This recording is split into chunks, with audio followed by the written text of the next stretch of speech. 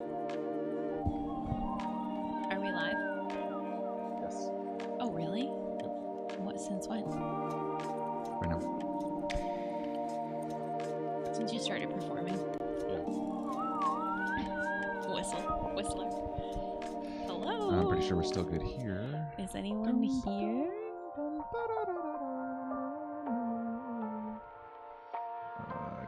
There we go.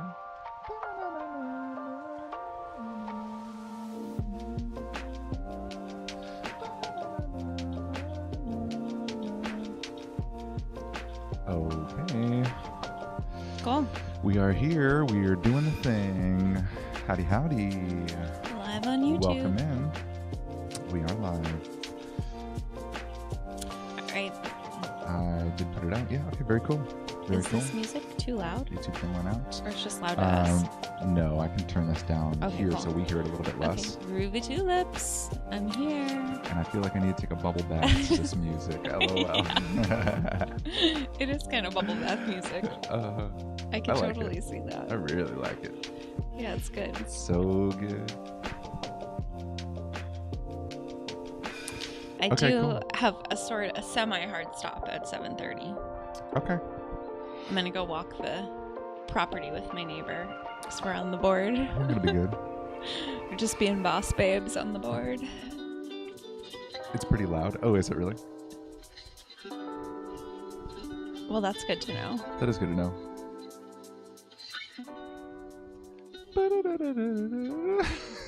Is that better? That should be better. Let me know. What do you think? I turned it down a little bit. Last time I had it turned down so much is the thing that it was like not quite right. Really?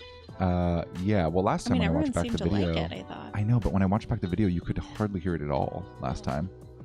And then the outro music to us was crazy loud, but it was like normal volume. So I maybe overcompensated a little bit. But yeah, maybe around like minus 25 decibels might be the sweet spot. We'll find out. Before I was at minus 17, now I'm at minus 23.6. All right. We'll see what happens. So we will see. See if we get any feedback. Sarah, you can give us feedback. Yeah, I know. Let me Tell us know. what you Yeah, think. if it's still a little bit loud, I can turn it down a little bit more too. Hi, Ben. Hey, Ben. Hello. Long time no see. I'm trying to get our music volume dialed in because I have no idea how We're loud chilling, it huh? is. Yep. We're chillionaires over here. Yeah, we're just chillionaires. We made this song with our roommate back in the day. My brother hated it. It got so on his nerves because he was all about like business and like growing and productivity and whatever. And we were on that like spiritual kick. So we made a song to Bruno Mars. I want to be a chillionaire. Yeah, so fucking bad. And then I forgot what the rest was. But we had lyrics across the whole thing. Yeah, the whole song. Whole thing. Yeah. It was really good. Yeah. What up, Deepak? I forget what Yeah. yeah. Every time I close my eyes. Yeah, it was about like Netflix and pizza and Yep. And that is all we wanted to do. It's All funny right, because that's all Sarah we wanted says to a do, little too. lower would be better. A little lower would be better, but oh, that's better, but I think a little lower would be better. Okay. All right. Yeah, that's fine. I'm not offended. I just worked so hard on getting this music together, but yeah, no, it's fine. I really don't care. Sarah, you don't give the perfectionist Asian negative feedback. No, it's great. I don't mind at all. Even a little bit. Yeah, because I also have to get our like mics situated, to the right levels and all of that. I can kind of see where they're coming through. I guess our mic volume is maybe a little bit low, like the tiniest bit. But I don't want to put it up too high because it'll start clipping and then we'll sound terrible. But whatever, I'll figure it out as we go. I'll get all the right levels going. Dialed in. It's more of like we're just chilling at the intro kind of thing anyway. Is that what we're doing? Yeah, we're just chilling. I made myself some tea. Bubble bathing. I just got driving distracted from the message. we don't have a message yet. There is no message. Our message is that we had a hard stop at 7:30. That's all that's come through. Hi, Danny. Good to see you. Good to see you again. Welcome in, everybody. This is very fun. David loves the music. I love having music. I love that we Did got you like add to it? a nice little setup Or do here. we still have our I have 15 minutes I have like set? another half an hour Oh, that's pretty under good. music interlude. So it's kind of a Cool. a separate one. So yeah, we can go into stuff if we have like a pause in the middle, but I don't think we will today. So, all right, I'm actually going to turn it off. Go to seriousness. Hello, everyone. Welcome to the Vibes Without Music. Well, we wanted to hop on today because Miriam was telling me about some affiliate link truthers that she follows. And we can get into it. It's just one account in particular. Yeah, but you were contrasting it with 2 other accounts. Oh, that's true. So it's like 3 accounts. That's true. And I think it's indicative of that larger movement of affiliate link truthers, of people who Where'd are you get trying that to term? of people who are trying to do good. They learn more and more about the world, and they try their best to do good and to create a new standard of good. So what does it look like to be a healthy, happy, productive human being in 2024? Post 2020, we went through so much, and now what is life going to look like, and how are we going to take into account all the things we know about how we're being poisoned in governance and yada yada yada yada, and live the perfect, happy life with all of our affiliate link products. Yes. That. Yeah, so I had this moment today. Well, a series of moments, but I follow Shanda on Instagram, and she was, this is the most real I've ever seen her, still wearing a filter, but the most real I've ever seen her was talk about how her son, she's just having a hard time. Essentially, he turned 16. His friends do like Fortnite Fridays, but he's not allowed to play video games. He has a Gab phone, which is texting and calls, no pictures, no nothing. So he's not on any apps. He has no social media. All his friends have social media. He's brought up concerns with her about like, Mom, how am I going to eat like this? Like when I'm 18, like how am I going to afford all these supplements and all this stuff? And she's like, well, I will support your food indefinitely and your supplementation indefinitely, was her response. And she talked a lot about how she sheltered her kids and how she's been that mom. And like the teachers knew that she was that mom, so they would tell her ahead of time, like, hey, we're having this thing at school. This is what all the kids are eating. So then she would make a replica of that, but it would be like gluten-free and healthy and da da da da. It would check all the boxes of quote unquote good. So that. So she really opened up about it, and she got a bunch of responses. She even shared like messages that she's sent to parents about like, well, my son doesn't have like high fructose corn syrup, and he can't have this, and he can't have that, and he can't have, and it's like a whole list, and she's like, and the parents are probably like, ooh, and she did the like, drunky melty face emoji. Like she's aware of what she's doing, and she's sharing really honestly, which is really fucking cool. But I was thinking about it, and I was like, this is what happens when you don't believe in God. Like when you don't have, and she may believe in God, and she talks about trusting your gut, and like there's moments, but what I'm talking about is entirely different. Like when there's like an honest check-in of like, okay, so what's here for me? What's here for this situation? It's like, oh yeah, let's have the Skittles today. Like don't fucking, like, oh, you want to go to McDonald's and get a McFlurry? Like heck yeah, extra M&Ms for sure. Like when that's not a thing, it's just not a thing, because the response, there's so many layers, but the responses she's getting back are like, typically what I see when parents are really strict is their kids rebel. And I mean, we all saw that with like the fucking not Catholic, the Christian kids that went to the private school. They were like the biggest potheads ever. Like they smoked so much weed. They were such troubled. And like they did the whole goth thing. And it like, it was just so like, wait, what? Like you guys are the kids that came from the church school. And like now we're all in like the public school together. It's like a well-known thing that like the Christian girls put out. Clip it. But it's for that same reason, because you do end up rebelling. Right. So that whole element, but it's just fascinating to me. So it's been like hitting me in waves today, thinking about her and what she shared. And then I just watched a couple more of her stories that she posted, and it's kind of more of the same, and just her own struggles with it, and like letting go of the reins, and like balance. She talks a lot about balance, but I've talked about this, and like actually Sarah credit to you. I think I was venting one day on here about like going to Walmart. Like she's not the type of person that would go to Walmart with me because Walmart is bad and wrong. But it's like, but I'm going to Walmart to get jars to can my food, to preserve my food because you told me that the world's going to end. Like, you know, it's like, wait, so which is it? I can't preserve my organic grass-fed, like this cream of the crop meat that I went and spent a fortune on. There's no preserving that because I can't get my jars from Walmart because Walmart's bad. It's like, fuck. Like, it's such a, like, a mental prison, and there's so many mental gymnastics when you're doing, like, what's right and wrong. And I understand learning more about the world, and, like, she, you know, she goes hard on all this stuff. She talks about CRISPR and, like, genetically edited versus GMO. Like, it's even more intense, the edited genome of everything. Glyphosates, and, like, it's just... It took me down a new health 2020 plus. It took me down a new health spiral. Whether that was good or not, I don't really know because I've let go of like mostly everything I ever learned from her, which is fascinating because I've had to come to this place on my own, like completely and fully. So there's that. One thing that I haven't been able to stand is that she always wears a goddamn filter, and there's always a link. That's why it's the affiliate link truther. Like, it's like, and she's not the only one. That's like, that's a standard. That's an archetype out there. There's always a thing, and then there's a thing to sell you to alleviate the thing.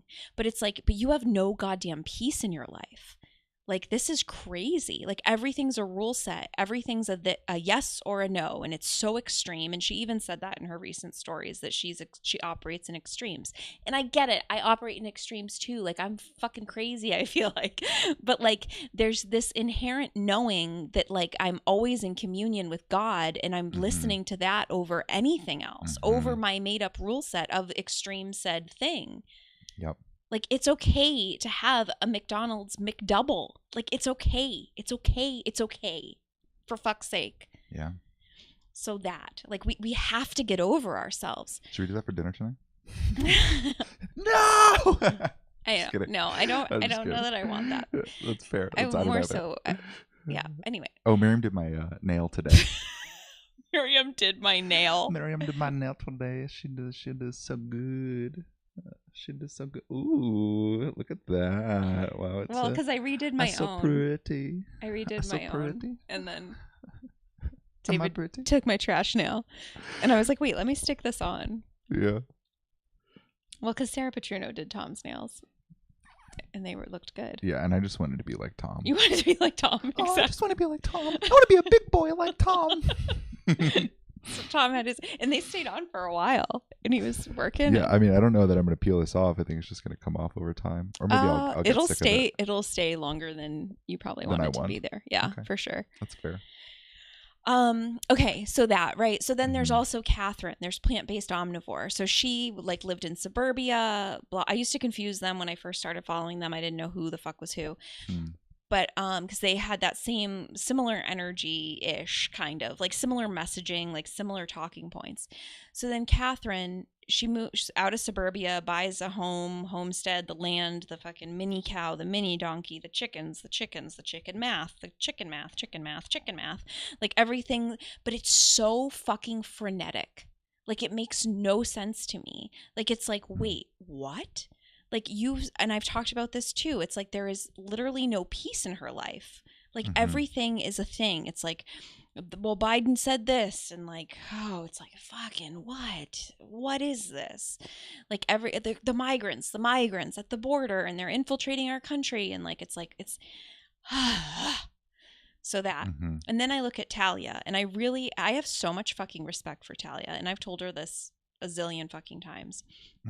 But she like really embodies what I'm looking for. Like, when I'm looking at people that know what's happening, are clear-eyed, see the truth, but still have peace in their heart, and are still having fun, and are traveling, and are going out to dinner, and like not making it a thing, like not bringing their own stash of food to the restaurant, like they're actually enjoying the meal, enjoying the company, like having an experience, like living on earth. Like, it is very grounded and rooted in reality, and I respect that so much, and I can feel God working in her life. And you know, it's very obvious. It's very very obvious how her relationship with God.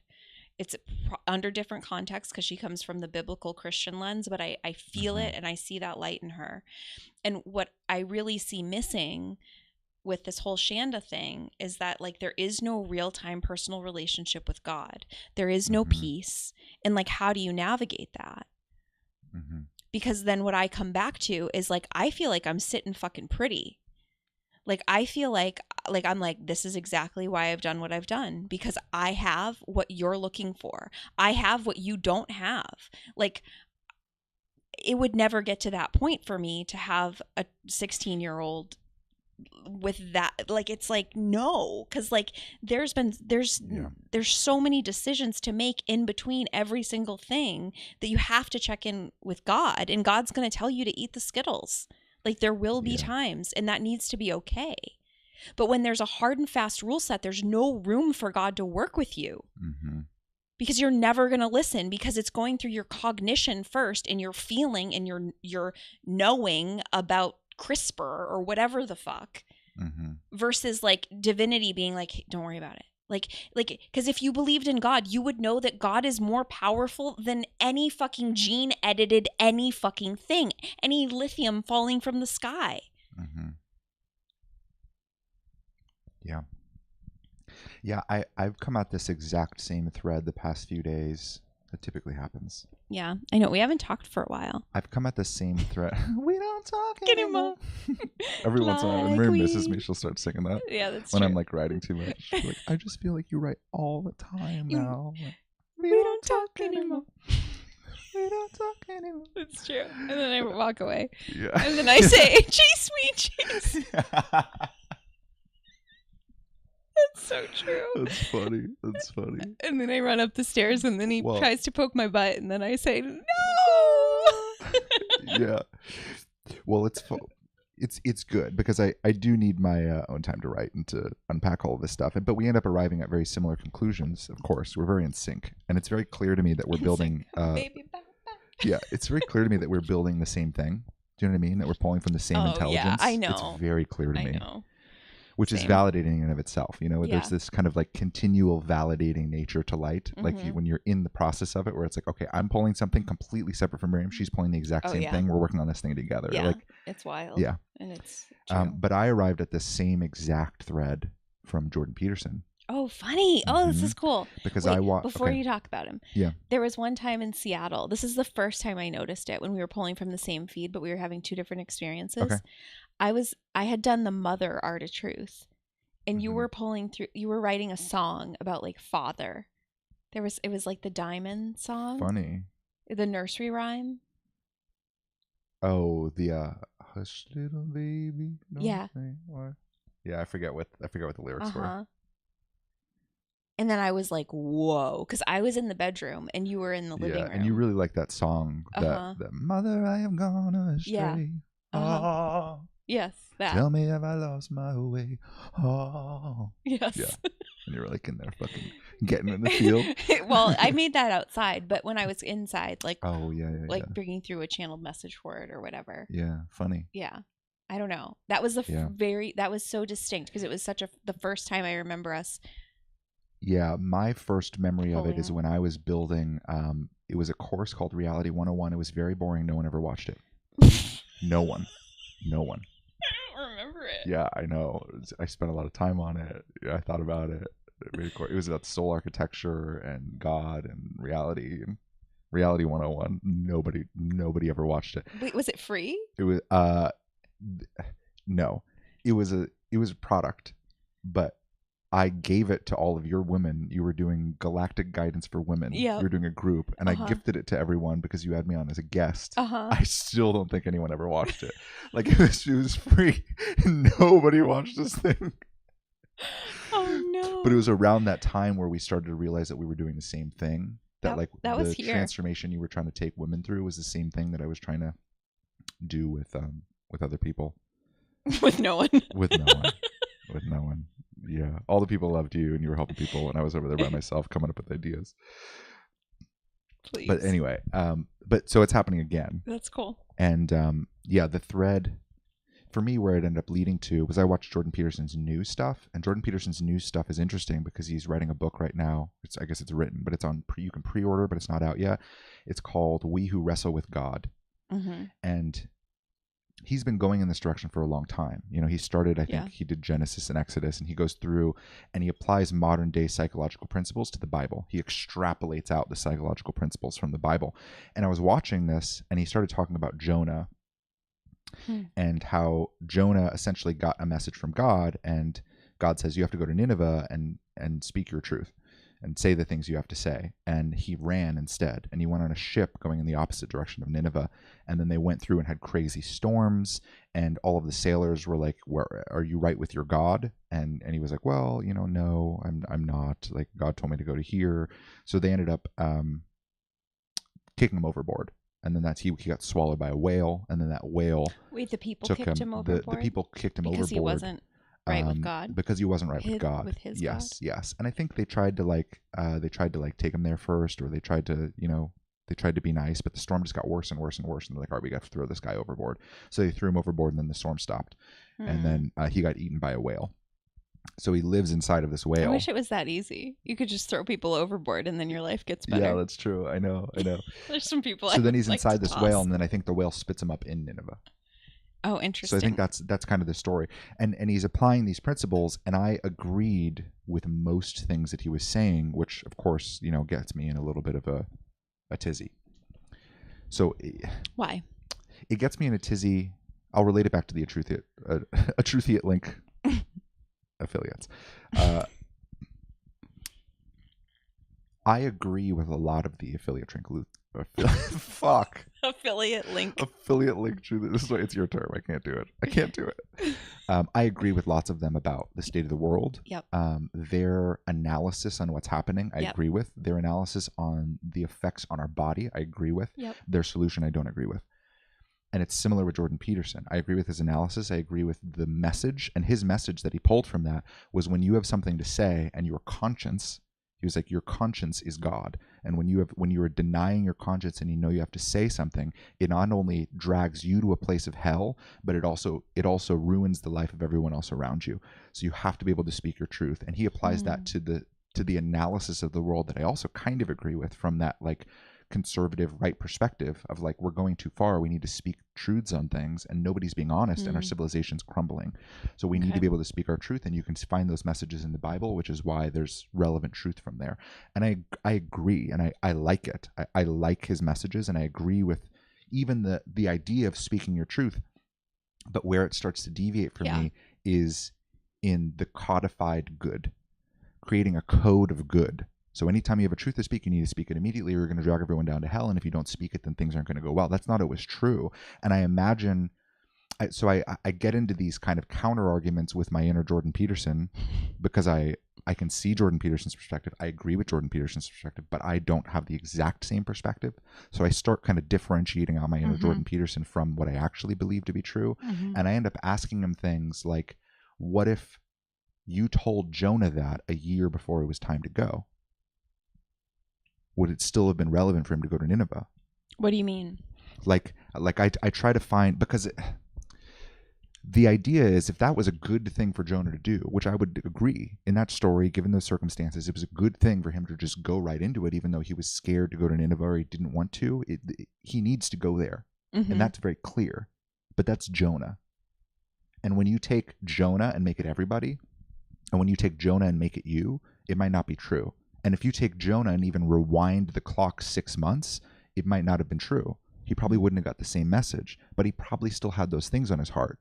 And he probably still had an understanding of what he was about to do. And if you were to tell him in that moment and give him the story of Jonah, if you were to give Jonah the story of Jonah and say, this is what God says you have to do, it wouldn't be applicable in the same way, because there's a timing and there's a sequence to when messages come through, and there's times where we know we're about to do something and we're just simply not ready for it yet. And when you make the story of Jonah, speak your truth always and go head first into it, the moment that you become aware of those truths, you start working for a code and not for the thing inside of Jonah that said, I need to go to Nineveh. So Jonah really needed to follow that message. That's the core. When I look at that story, I don't see We have to speak our truth or civilization's going to crumble. Wait, hold on. I'm a little lost because I don't know what's the big BFD with Nineveh. Why did he? Nineveh was, I don't know either. I know that there's 7 of like them for the eclipse. It's crossing 7 Ninevehs in the United States. It was like a bad place Coming or something, up. or he needed to go deliver some messages. God told him to go preach there or to do something there. Okay. And he didn't want to go. What was his like truth? I don't know. I don't know enough of the story. Oh, I don't know enough of the story. Okay. We could get into it. I'm sure there's plenty there, and I'm sure he went Okay. and did something. But Jordan Peterson didn't get into it, and I don't remember. Okay. I just remember that Jonah got eaten by a whale. I have like a 12-year-old's knowledge of this story. No, I know that too. So I'm with you. Yeah. But like the idea is that God told Jonah to go and do this thing, and he didn't do it. And when we get a message, and I can apply that to my own life, and I go, yeah, when I get a message and I don't do it, things just start going wrong. And like there are unintended consequences for me and for everyone else that I'm supposed to help or play my role in that. You feel that it's a drain on you and on everyone else. I agree. But the way we try to approach life now, Affiliate Link Truthers, Jordan Peterson, all of this is making a code. Like the 12 rules for life. Right. And when you approach life like that, you're not actually getting to the point of what those stories was, which is, did you listen to God or did you not listen to God? And if you don't, like for me, I look at that story and I go, okay, so Jonah had a real-time personal connection to God. God told him to do something and he didn't, and he faced consequences for that because his life didn't go as well. Like it was guidance, not like it was leading him to something better for his life. It was leading him specifically through the circumstances, and he didn't do it. Right. And like that's the thing that's wrong for me there. Not that he didn't speak his truth, and so we need to now speak our truth. I see. You know what I mean? Yeah. So I asked B, and I'm like, okay, why does this bother me, and what's here in this? And the thing we ended up coming to was that there's a codified good that has replaced God.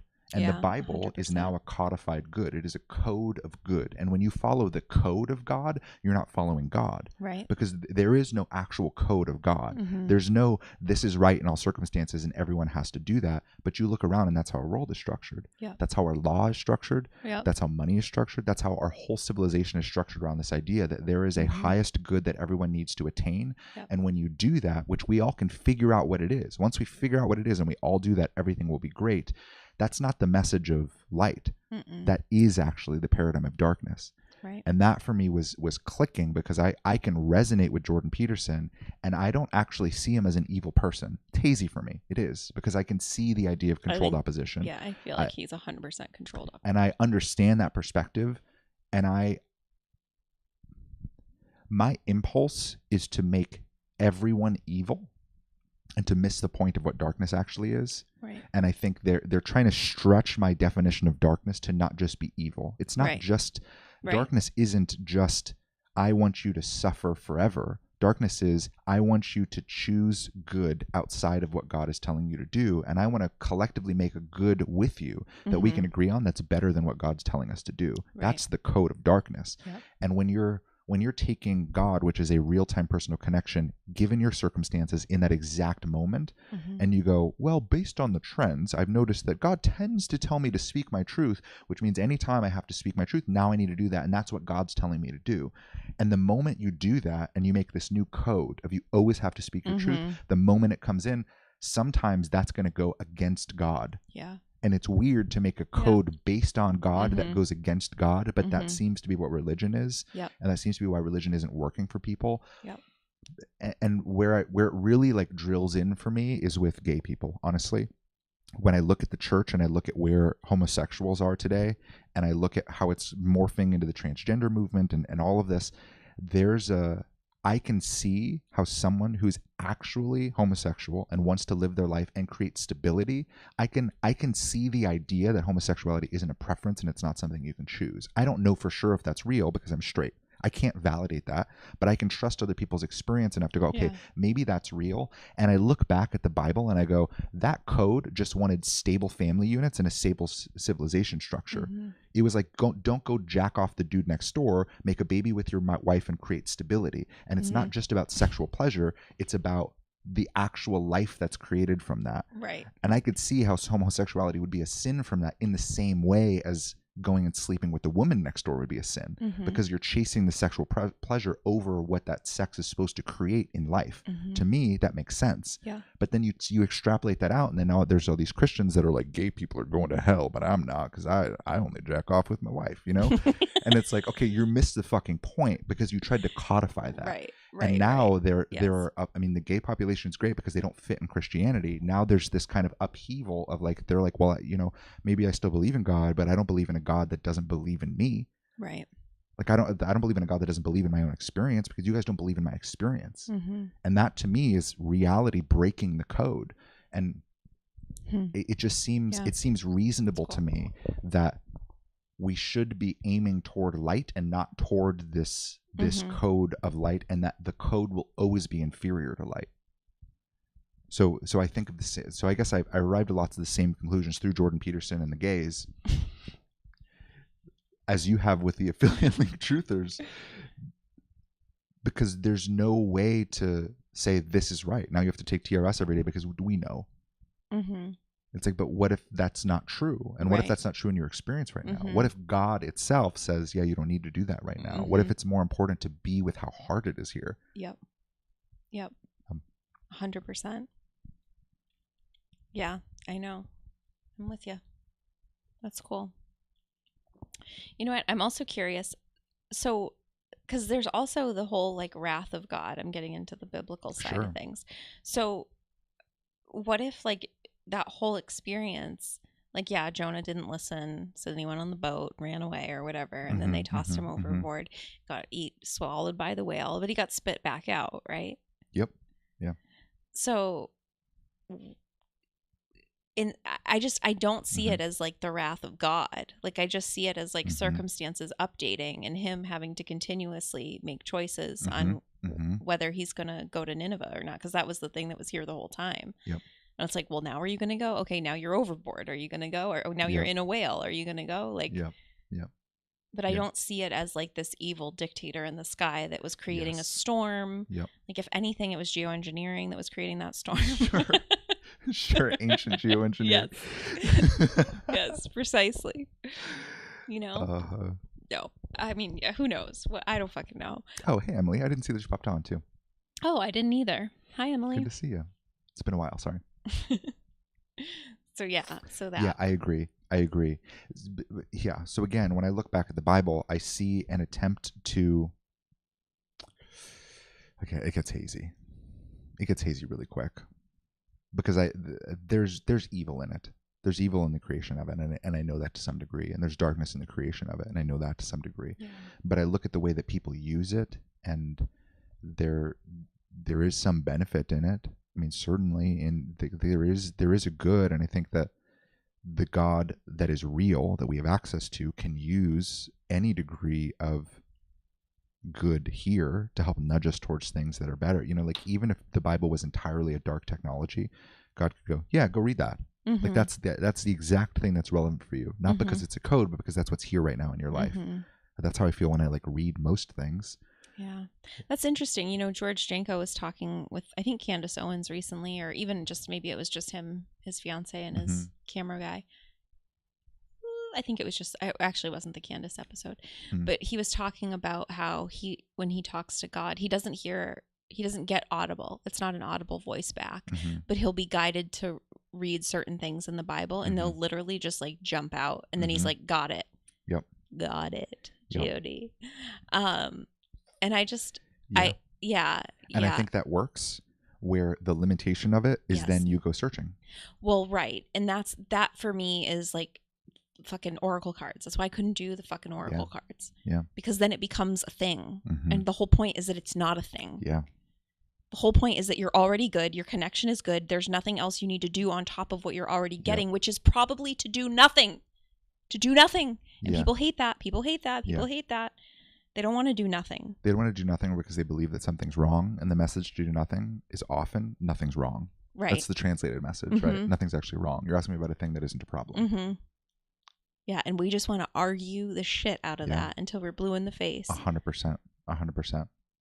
Yeah, when I first started channeling, I went and did a bunch of research on what the Bible said about channeling, because Christians will say the Bible says the channeling's terrible. And I ended up finding the story of Saul, because Saul went to a I don't know what you call them, medium. Saul went to a medium because right. God was telling him, like, hey, you got to go, like, I don't know, do this war or something, or I forget what he was saying, but you got to go, like, fight these people or take them out or something. They were killing a bunch of people. You got to go take them out. And he didn't want to. So then he went and asked a medium to get in contact with the prophet Samuel. And I think God didn't like that. So the way that it gets translated is like, yeah, well, because those mediums are dark and they're bad and they're terrible, or because channeling is terrible, or because, that's how it gets translated into like a very simplistic rule set of like, see, Saul did this and God said that's bad, that's why you don't do this. But to me, I read it and immediately I was like, oh, he already had a real-time personal connection to God and he didn't trust it. Exactly. That's the problem. Yeah. And then he became Paul, right? Or was he Paul and then Saul? Which way did he go? Hold on, why does that confuse me? Are we talking about two different people? Maybe. I thought Saul became Paul. Didn't he change his name? Yes. Because the scales fell from his eyes? Yes, 100%. But this is... So I was assuming there was an ayahuasca ceremony in there or something. Yeah, he did ayahuasca. With the medium? Yeah. Well, he fell, I think he fell down, like he was on the road to Damascus and then he fell and then like visibly saw Jesus and it blinded him, and then he had scales over his eyes, and then a prophet got sent to him and was like, I'm here to help you, but I don't want to. And then he like touched his eyes and the scales fell off and he could see again. But I'm talking about a different... I don't even know if his name is Saul. Fuck, man. It's been a long time since I've been in these maps. But it was the king before David. So before David, I think it was King Saul. I think. Man, it's been a while. No, this story sounds right. But it was the king. It was the king before. It was the king of Israel, I guess. It's maybe a different Saul. Yeah, it's been a while. But I more so remember the themes than I do the exact details. But it was just interesting to me to actually go look at it, and with my own real-time personal connection to God, God's like, you're fine, look at what it actually says, and look how this can be interpreted for you and exactly what's happening. Like if you were to get a message, for me, that's like if you're gonna get a message from God and then you go try to channel other beings that'll tell you otherwise to be something you hear, or to give you something you want to hear, that tracks for me. It's like, yeah, of course that's dark, but it's because you're deviating from divinity, not because you have the ability to access these other beings, or because these other people have the ability to access. Like our psychic abilities aren't dark. It's just, are you using them to get in contact deeper with God or not? Right. Yeah, there's just more nuance in it than. I know so much. I'm even thinking of people that do readings for other people, and I've done my fair share of readings for people. Yeah. As a service, which, God, I went through anyway. Doesn't matter. It's just embarrassing. I understand. Yeah, we were a product of the world we live in. Yeah. God. But a lot of people will often tell me that they aren't getting anything for anybody. Like they're like, no messages are coming through for people when they want me to do like readings for them, or like property readings or whatever the fuck readings. Like all the energy that they're getting is being directed back to the person like either, hey, you're good, there's nothing to do, or like, oh, you need to do your own reading. Yep. Yeah. And that whole pocket of the world, I agree, is dark as fuck, because people are out there seeking for solutions to problems that God's crafting. And when God is the architect of your problems, those problems are crafted for you to learn something very specific that's going to help you become more of yourself. And if you go to a psychic to try to get out of that, what the fuck are you doing? Yeah. And like there's no way it can be light. So it makes sense that people who are trying to work with light, they plug in and they're like, yeah, I'm not getting anything for you because there's nothing here for this. I can't help you figure out how to sell this home because I don't think you're even supposed to. I can't help you to figure out how to improve your relationship because you were supposed to leave 3 or 4 years ago. That's very fucking clear, but I can't even tell you that because that's not what you want to hear. So what do I say? Nothing? We're just going to meditate for a bit together? Yeah, I know. Yeah, it's interesting. I know. But something about this for me really is starting to change the way I look at the world overall. This idea that darkness is the codified good, not just evil, that it's both. Yeah. Because for me, it feels like there's 3 different pockets of people. Like there's evil, true evil, and I watch like it's like few. It's so slim. pickings with Yes. the true evil. But you watch like criminal psychology videos or like crime videos or like robberies or stuff like that. I don't know if you actually do. I watch stuff like that. Yeah, the body cam footage. There's really evil people. And people do some evil fucking shit. And it's tempting for me to go, yeah, that's darkness. And it is. But then there's me, and I can contrast that and I'd be like, I could never bring myself to say those things, do those things. Like I could not, like I can see the piece within me that would do that, kind of. I can see how my body could be twisted in such a way. Sure, I could put myself there.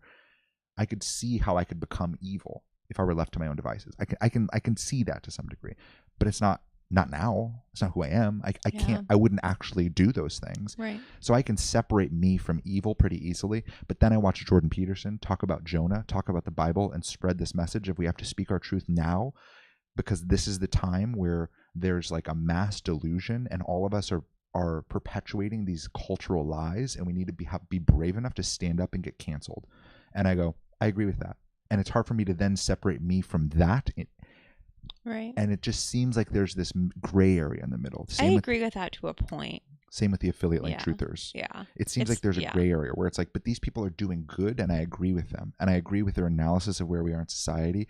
And I agree that they're doing good. Like I can agree on their thing being good. And for me, it cut that line even cleaner of, but is it a codified good? Is it the code of good? Is it a rule set of good? Or is it God? Because at the end of the day, all of those rule sets are darkness. Exactly. And what darkness is trying to do here isn't criminal psychology, like raping and killing people and fucking shooting up places. That's not darkness. That's not what darkness is trying to do here. Darkness is trying to do what Jordan Peterson's doing. Exactly. That's darkness. Yes. It's the codified good. 100%. And for me, I've never thought of dystopia this way until very recently, but they were impressing upon me when I was in my channel. The idea that our world is moving closer and closer to a unified, codified good, where everyone on the planet agrees on a single good. Yeah. And when that happens, that's the worst case scenario. And I don't know that I've ever really thought about that before. Everyone binding themselves to this code that everyone agrees on, because you don't have as much contrast anymore.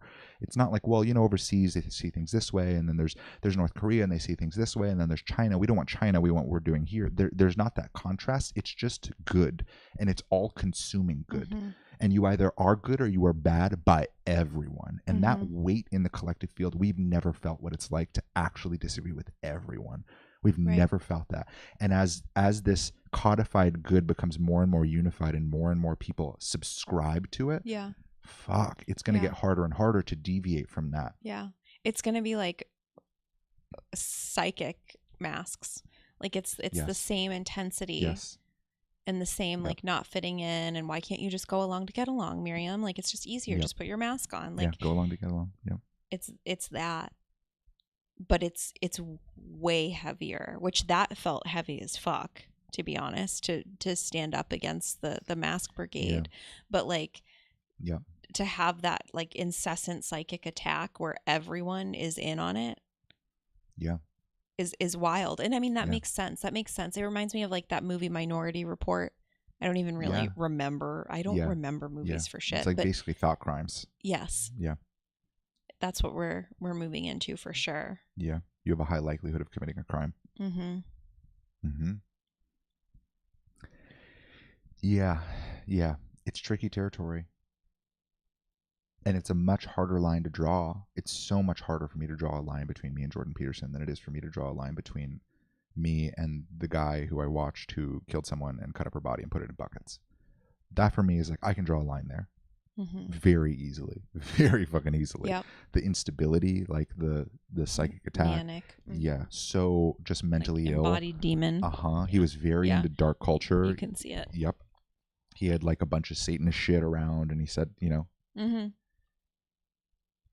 it's so fucking easy for me to draw a line between me and evil. But when I go to me and to the people out there who are trying their best every single day to build a new code of good that transcends religion, transcends our current models of spirituality, transcends like the very physical secular view of science. Like there are people that are like, we're all kind of doing the same thing here, and what if we just all come together and we agree on what's good and we all do that, and then we build civilization from there. It's Jordan Peterson but it's Sam Harris, and they're all trying to do the same thing. Ben Shapiro. There's all these figures that are very intelligent, Patrick, and they're trying they're trying to Yeah. structure civilization in such a way where we can all agree on what's good, finding the common ground and agreeing on what's good. And then all of our kind of different codes of good, like Hinduism and Buddhism and Christianity, they all start to fall away. Yep. Because we see those as outdated, and we see this higher unified good. It's a new world religion. Which is exactly what has been the plan all along. It's been the plan for a long time, yeah. And I guess I'm finally seeing the effects of it. Like I'm seeing how compelling it is. Like, and AI is definitely a piece of it, but it's more so a distraction. I know. But there's it's not even it seems to be going there, and it's something that I'm almost excited about. Like I almost want that for us. You know what I mean? And that's what's weird feeling in me. Yeah, It's like I know. It's I like know I want yes. want Jordan Peterson to figure it out and to tell people, and for them to find a higher good. Like I want that. Like I want people to speak their truth. I want people to, of course I want people to be honest. Of course I don't want crimes to be committed, of course. And then I recognize that I'm subscribing to this code of goodness that is the paradigm of darkness. Yes, but that's the point of the second paradigm. That's why we're here as souls, to do this work in the world. That's the shit that gets me jazzed. I agree. And that's what I thought you were going to and that's where it pops through. Well, Okay. I was just saying that I can see how much I you're in like the actual, you're also in good.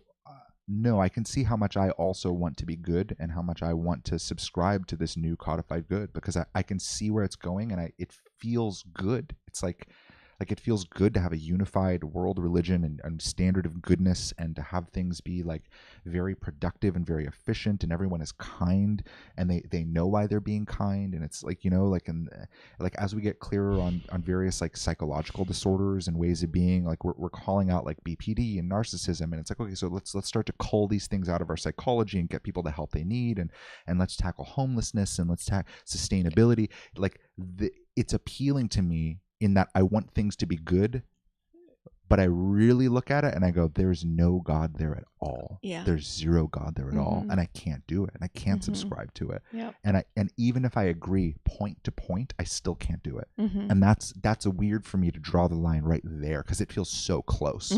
It's not like between me and the fucking guy who chopped off this girl's head and actually ate a piece of her thigh. Fucking crazy. It's fucking wild. Wait, is this the Haiti?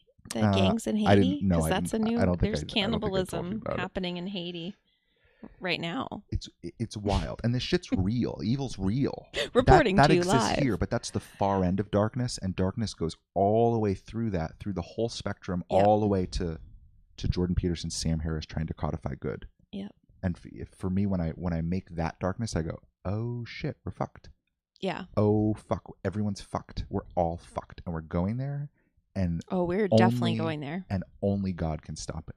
Yep. Like, and that's why I'm here. Yes. And that's what I'm doing, right? Yes. I know. I was bringing it back to what you were saying. I agree. Because that's the same place I end up. That's where I felt last week or whatever. That's why I get so psyched about this. Because I literally feel like my soul finally has purpose here. When things get that catastrophic, I'm like, all right, that's why I'm here. Because otherwise I'm like, why the fuck am I here? Yeah. When things get that good.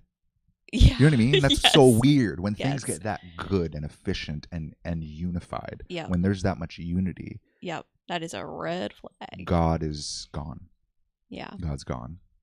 Unless we can spot it, see it, and go, I can't make a new code of good for me.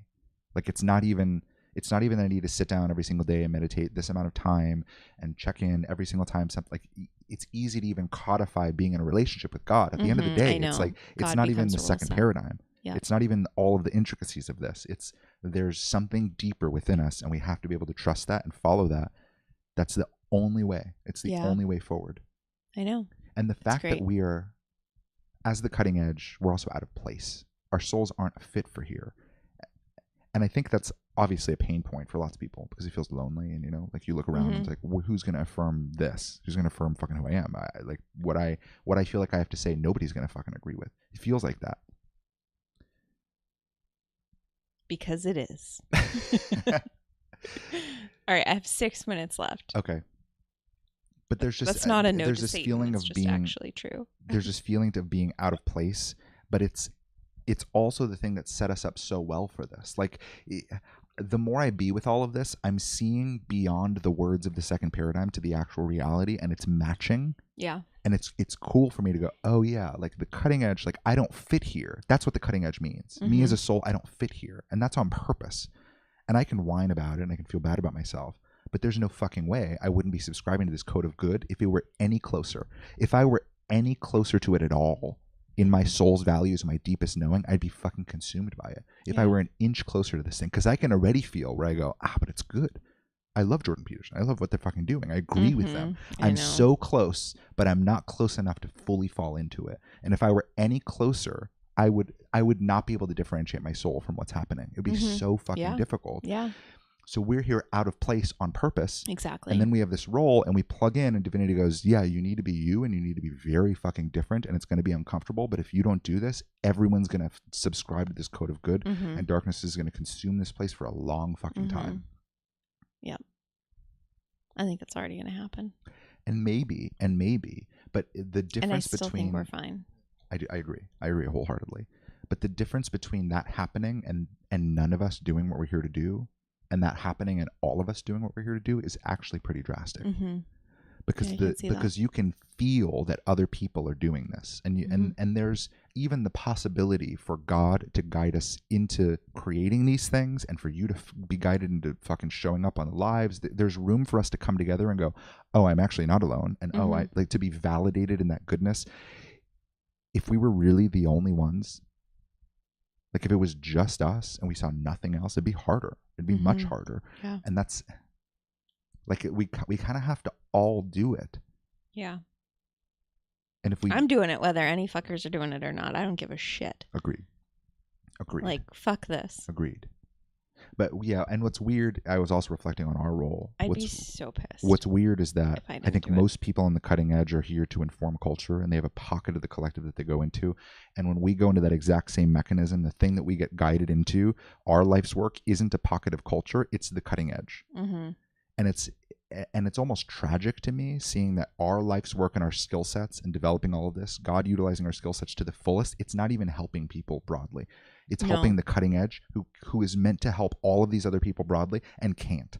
That's like how we're so many steps back from even being able to do this thing. And if we can't break through the fucking psychological prison of good, a codified good, we're going to end up going into this system and having to wait for serious problems with their new codified good. Yeah. And it's going to take a fucking while. A long time. A few hundred years. I was going to say like 500, yeah. And then I think back and I go, wait, this is a natural transition over 300 to 500 years. And I go, oh shit. Yeah. That matches exactly with my felt sense. If this goes the way it's going to go, we're going to all unite under this codified good. We're going to build a utopia, in quotes, and everyone's going to be on board. And then something's going to be wrong and things are going to start to go catastrophic and that code of goodness is going to break. Then there will be another opening, maybe. Yeah. For this to organically happen. And like, you know what? Like we did our best. That's why we got to fuck like rabbits and make babies. Yeah. We're going to take the Jewish approach. Yes. Or the Mormon approach. No, it is Jewish. The Hasidic Jews. Keep our bloodlines tight. I think Mormons are very similar. The intuitive bloodline. We don't care about the fucking... intuitive bloodline. We don't care about the fucking monkey, RH negative, positive, whatever the fuck. No. That's intuitive. Hilarious. Yes or no? That's hilarious. Pop them out. You know, and I hope that our kids will be able to foster that, because I don't know, honestly, because I look out and most people on the cutting edge who are here to play this role now were born to fairly narcissistic and abusive parents.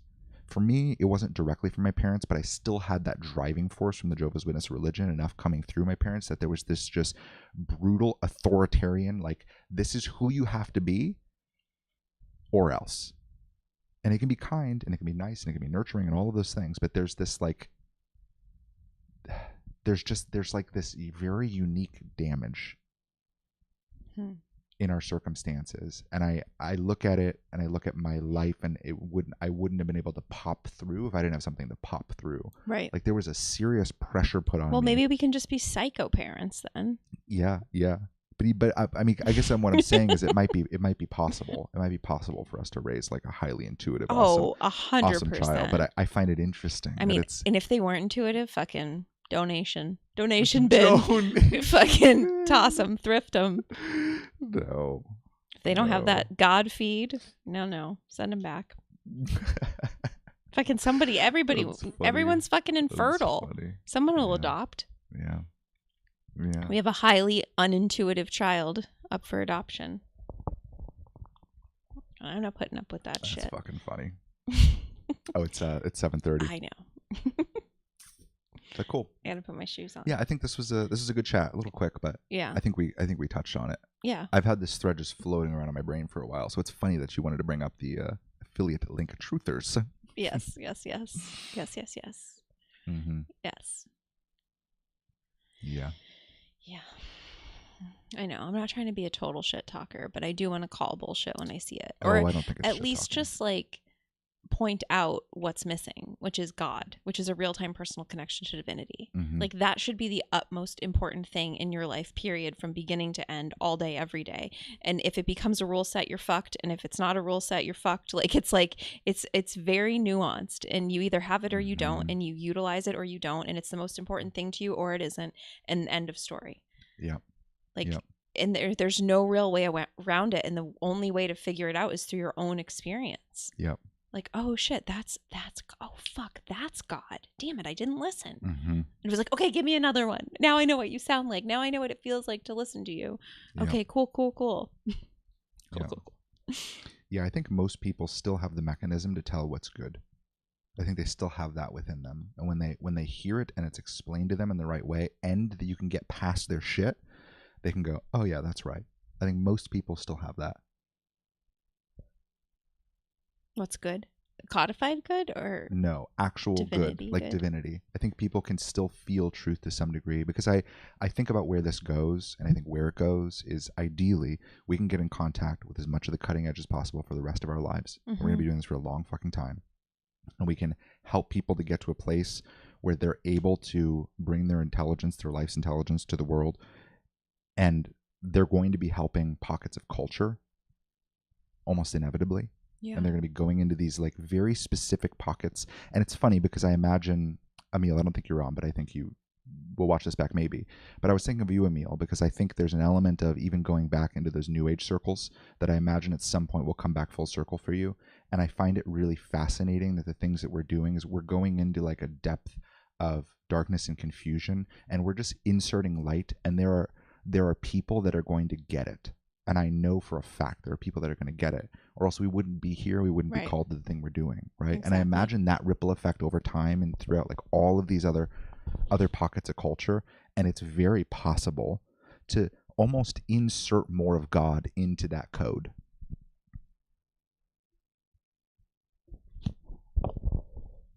Yeah. Okay, I have to go. Do you want to keep talking? You can take it over. No, I think that's about it. She said, "Are you ready?" And I said, "David just keeps talking." Oh yeah, sorry. Well, I'll put on some outro music, and I'll let you. You'll let me what? I'll let you. You can head out. You can head out. Okay. She said, "Let me know when you're ready." I got all night. No, you're good. You're She's good. literally right on the other side of that wall. She told me to meet her at sundown, which has just become like an arbitrary. So then I was like, I don't know when sundown is. That's funny. So she said no rush at all, but yeah, it's good. Yeah, I mean, I may be able to keep going, but that makes me nervous. Oh, that makes me nervous. Really? Yeah. Oh, you can go for days. I don't know that I can. Oh my god, I'm gonna come back for my walk, and you're still gonna be talking. No way. No shot. Maybe. No shot. Especially if we get a good question. I know that's true. That's true. If you guys have questions, I'll keep going. Oh, okay. Yeah. Do you want I'm fine to with mute that. my mic or unplug it or something? Yeah, you'll be fine. You can just even put it down. Okay. All right. Bye, guys. Okay. I will see you soon. Love you, sweets.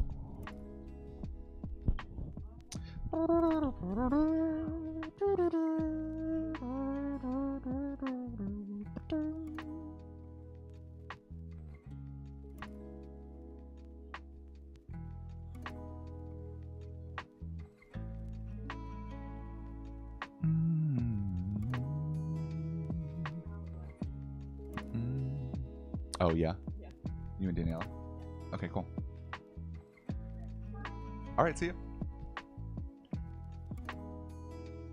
This shit is bananas. I agree. Shit is bananas. Yeah, let me see if I have anything too. I've been writing like a maniac, an absolute maniac. I did this big 4-hour journal with B on February 19th. And then basically ever since then, I've just been writing like crazy. I'm trying to think if there's any other threads here that I can pull.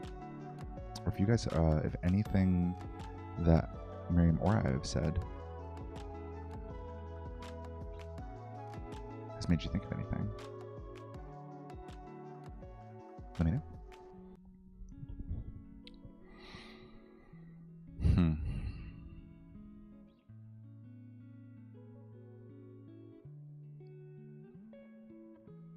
Man, I've been through so many topics with B the past like week.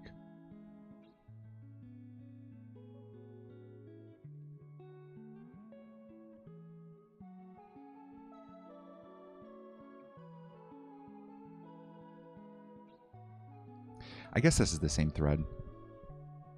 Because there was this sense of like, I don't even know how we got here in this conversation.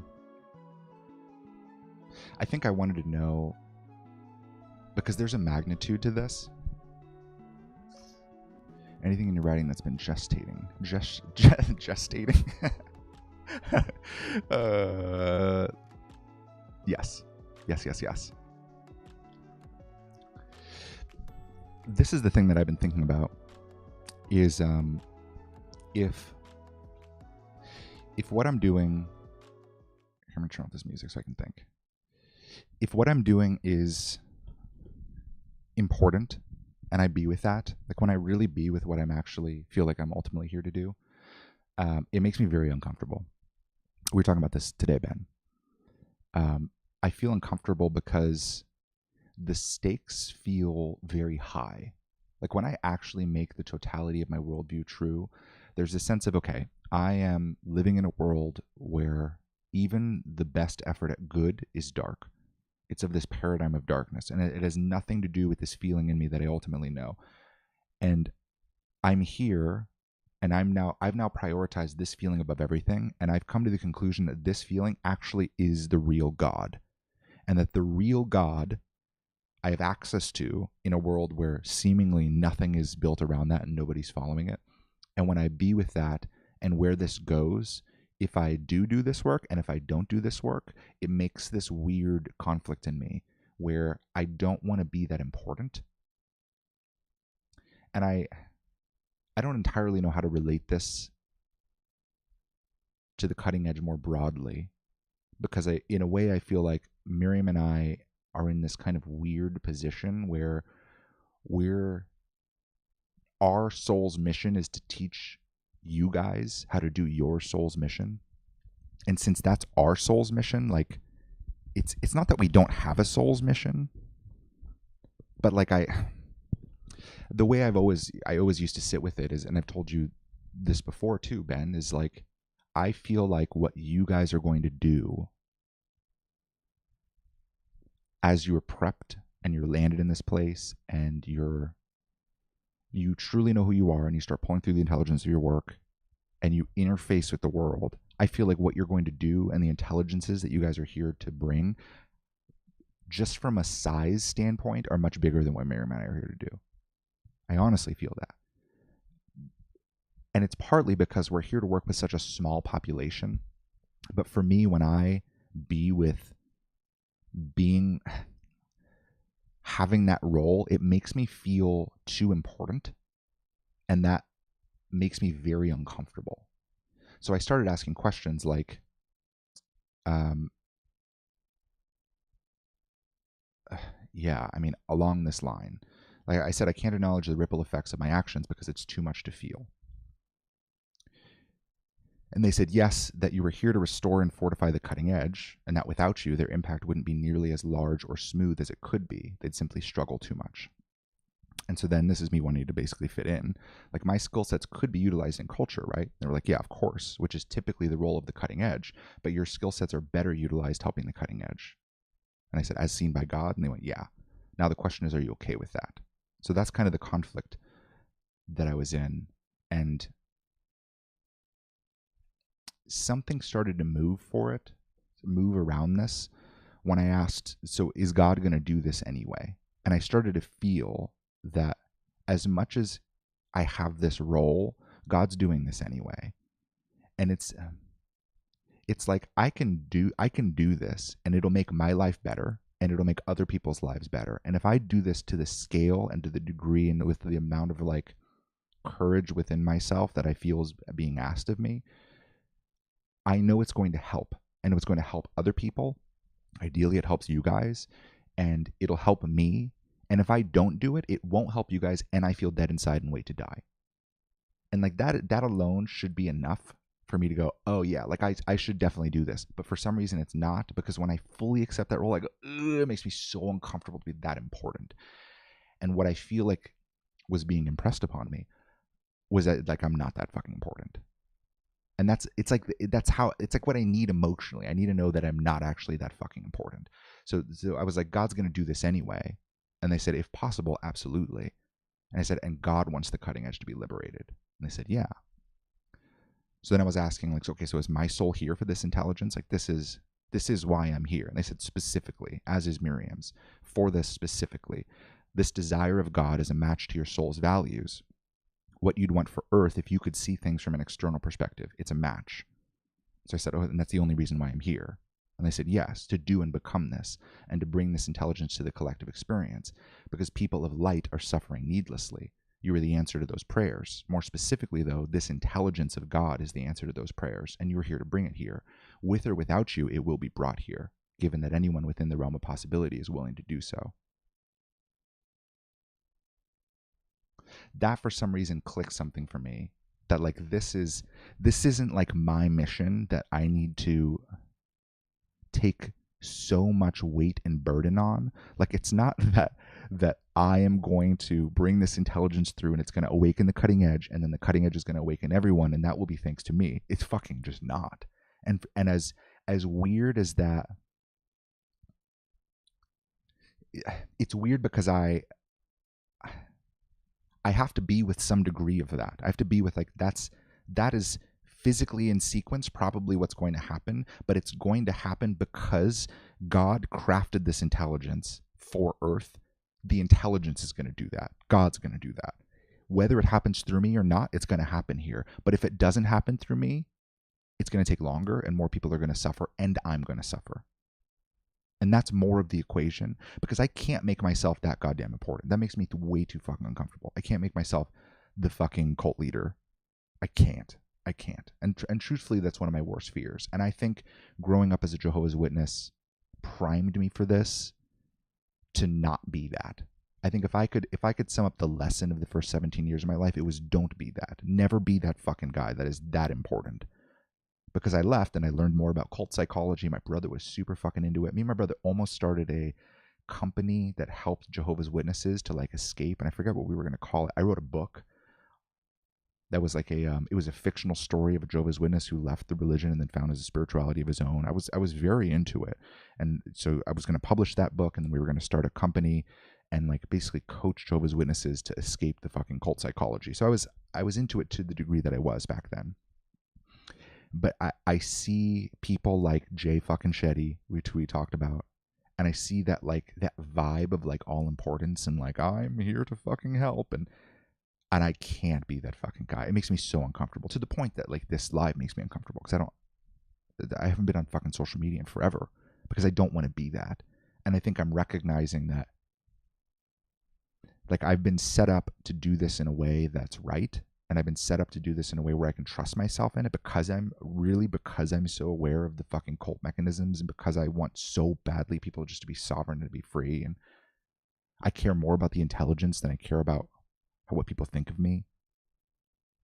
Like it's taken a while, but I feel like I'm in a place where I can actually do this. And the only thing that still feels like, ooh, like I don't know, maybe I shouldn't. It's not the only thing, but one of the only things that makes me feel like, ooh, maybe I shouldn't do that is like I don't want to be that important, and I don't want to play that big of a role, because it makes me uncomfortable. Because who the fuck am I? Like I'm just a dude, and that still is like I'm just a fucking dude, and I'm just Like, I get that I channel and I have these gifts and I can articulate them in ways like I get that, but I'm just a fucking dude and I just want to be a fucking dude. And that can't coexist with me like fully accepting who I am unless I know this. Unless I know this fucking piece of the note where it's like, God's going to do this with or without you, bro. That for some reason is so fucking relieving to me. Because it offloads that sense of authority, I guess. It offloads the sense of authority. And then I look at it and I see the magnitude of what God's doing. And that's later down in this note, they're basically like, this is what you have to do. You have to see the magnitude of what God's doing. And then what you're doing pales in comparison. And that's a good thing. But that tiny little pale in comparison of God's doing this for Earth, and now I'm going to do this tiny little piece of it. I'm going to help just the cutting edge, not fucking make an impact really on culture at all for the rest of my life, because I won't be able to, because I'm going to specialize in language that resonates with the cutting edge, and it's going to alienate 97% of the fucking population. That little sliver is bigger than how I can see myself now. But it still fucking pales in comparison to what's actually happening here, because God's this external intelligence. And God crafted this intelligence before I was even fucking born. That's the reason. That's the thing I was paired with to come in here. So like, it's not up to me, but I can make it faster, and there's a win-win there. Yeah, when I'm not so goddamn important, it's just I put on the scales and I go, okay, do I want to really do this path? Do I want to be this fucking crazy person? Do I want to stand on this worldview that's so fucking different than what everyone else is doing, and so different than even the direction where people are headed? Because we can feel where culture's going. It's that fucking things are going really far left, and then there's a pop, and then it's more freedom and, you know, sovereignty and fucking health, and let's all take care of each other. And so we feel where that goodness is going and what's being created. It's not that. I can't do that.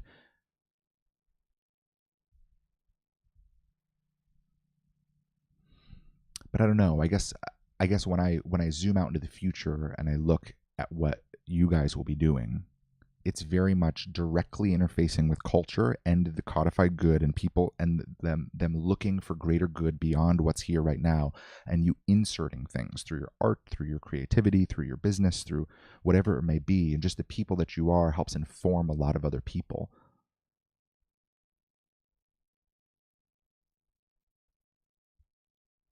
And I know that I can't do that and also help the cutting edge simultaneously. I can tell that they're different intelligences. And as much as I want to be able to help everything I can see, I can't help the people who are watching Jordan Peterson unless they are the cutting edge and searching for light there. But you guys will be able to help everyone else.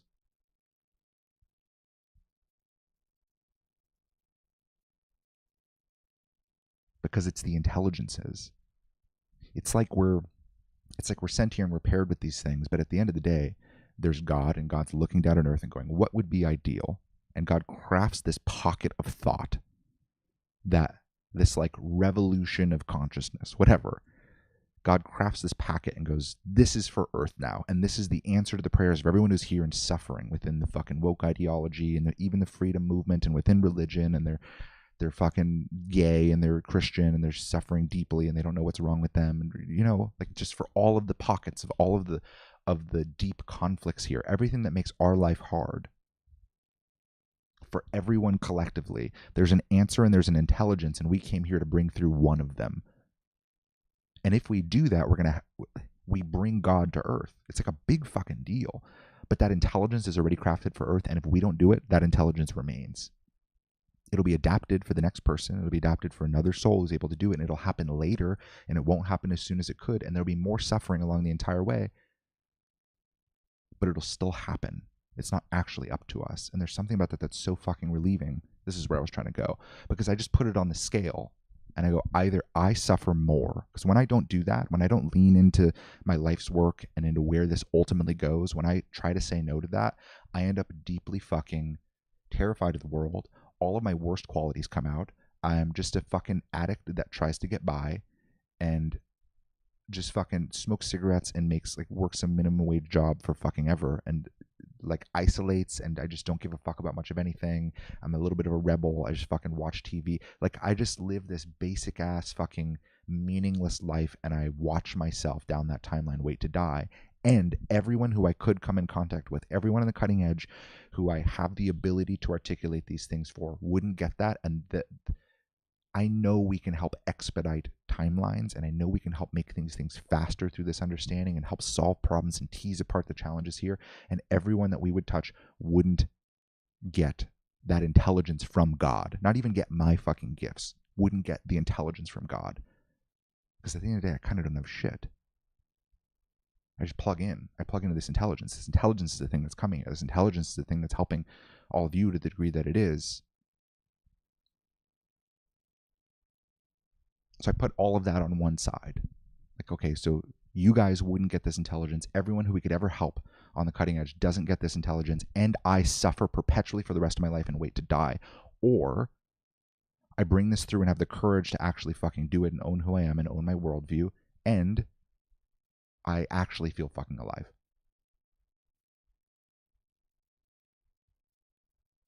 It's just so fucking obvious. Like, there's no other choice I could possibly make.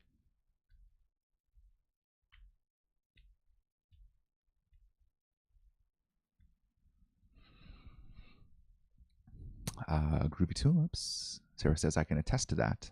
While I haven't worked one-on-one with you guys at this point, you've helped me so much in ways I can't express in a YouTube comment. That back and forth is also relatable. Damn. That's cool. Yeah, I appreciate it. I appreciate it.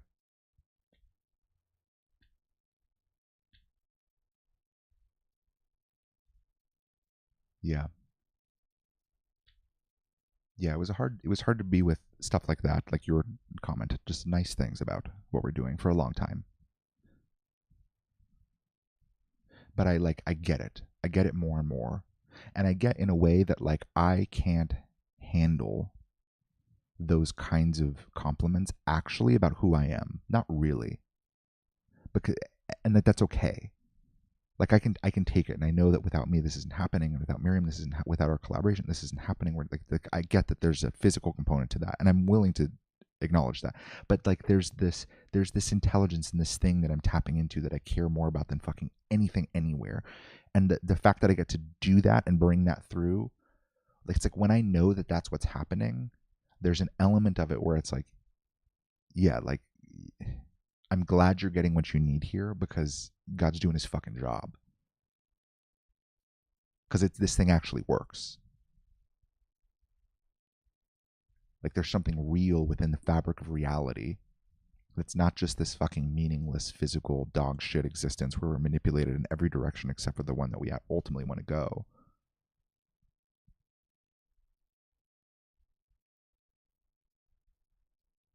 There's something real here. Yeah. I guess there's something in there, right? Where it's like, I always thought that I would at some point have to take credit for it. Like I would have to like own my gifts and shine even brighter like the sun radiating out, you know? But I'm realizing that I don't. I just need to understand reality. And once I understand reality, all the pressure comes off. It's like, what the fuck was I don't know who I imagined that I would have to be, like an ego fucking maniac. I imagined I would have to be that much more fucking solid. But it's just a little bit. It's just seeing reality and believing what I already know to be true and like really checking it and going, oh, like this isn't even me. It's not up to me. God's gonna fucking do this anyway. God's gonna awaken the cutting edge now or later.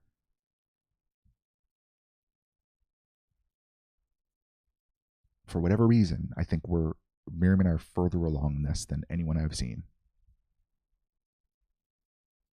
But if we don't do this, someone else will pick it up.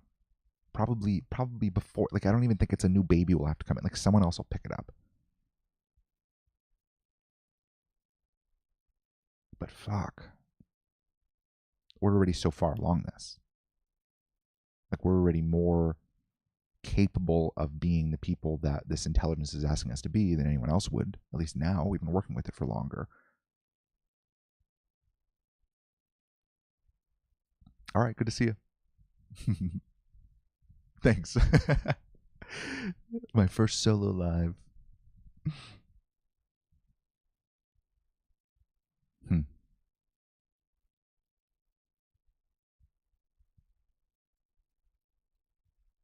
Yeah.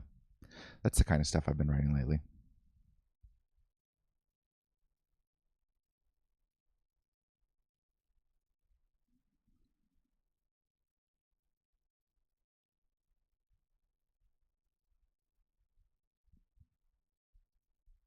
Yeah. They just kept kind of drilling it in. There's ways that I could still skirt that. Um, yeah, I can still find pockets in my psychology, I'm sure, where I can still try to twist it in just such a way where it doesn't matter as much anymore. But yeah, I'm like slowly starting to see more and more how this thing works. And it's nothing new, really. It's nothing new. I'm just like finding these pockets within myself where I'm like, oh man, I really don't want to do this for whatever reason.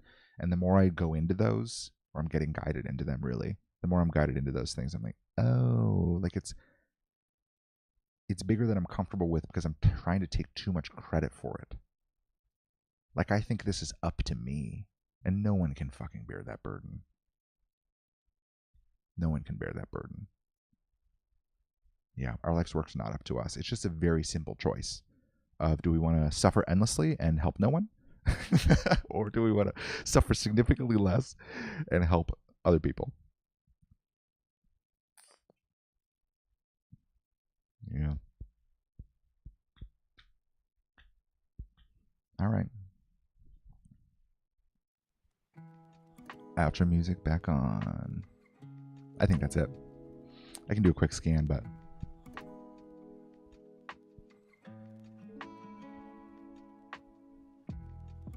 yeah. Where it went right after this actually was into that darkness conversation that we had at the beginning of the live. By the way, I was reading this. I wrote at 10:23 p.m. because I wanted to dive into this more. This was on the 9th, so this was a few days ago. I wrote what's here, and they were like, very little, give yourself a moment first. And then I didn't write until 3:30 a.m., 3:31 a.m. And I asked what's here, and I felt this field roll back in, and I wrote, I feel like I get in the field and I start going into a mild shock. And they were like, BNS, breathe and settle. God, this shit's heavy. For whatever reason, this shit's so heavy. It's so actually difficult to be with what it means, like to be with what it actually means for us to be doing this. And there's all of these little places to get caught. I'm like, well, I can't possibly be that important. I can't make myself that important. I can't have that much hope, or I don't want to have a false utopia in my head about where this could possibly go. There's all these little pockets where we can get caught. But yeah, I hope that helps. That idea that this intelligence is coming with or without us. The question is just if we're going to actually do it and come alive in God and continue to be prepped to become exactly who we're becoming all the way to its end until we can actually do it and bring it through over time for the rest of our life. We're going to bring this intelligence through for the rest of our life, or if we're just not going to do it. And there's actually, Miriam's been saying this over and over again, and I think every one of our lives, there's actually nothing wrong with not doing it. Because everyone's fucking stuck. It's damn hard here. There's really nothing wrong. It's like, it's an excusable offense from God to not do it.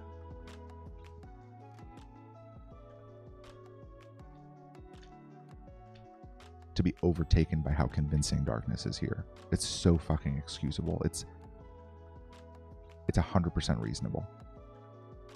We actually don't have to do it. The intelligence will move on. God's going to help this place anyway. It's not actually up to us.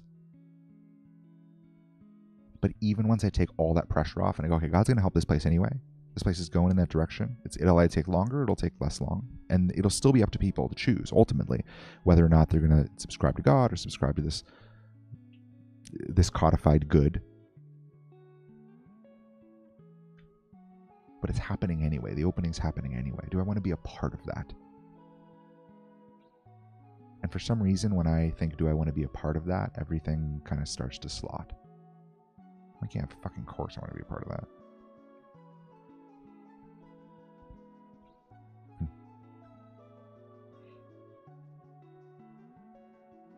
All right, y'all.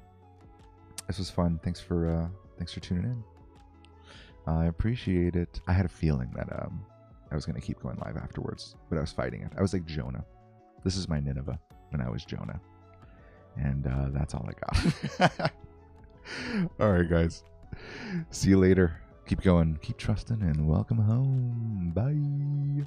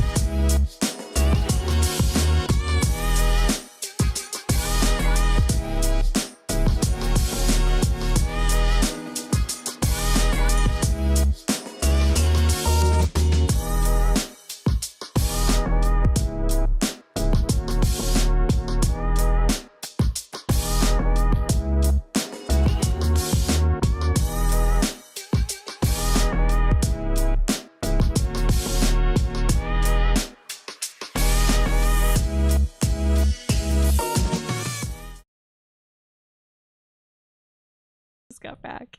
Miriam came back. She's like, do you want to put it back on? I was like, I think everyone's left. What were the questions?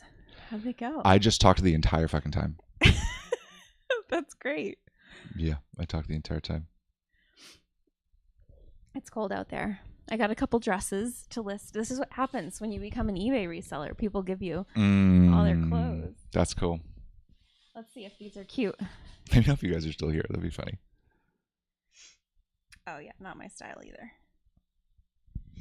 DKNY. That's pretty cool. I don't actually know the size. It's kind of like a rubbery material almost. Mm-hmm. Fluffy sleeves. Is it just lint on the front or is it paint? Oh, just... Oh, yeah, just... Nothing.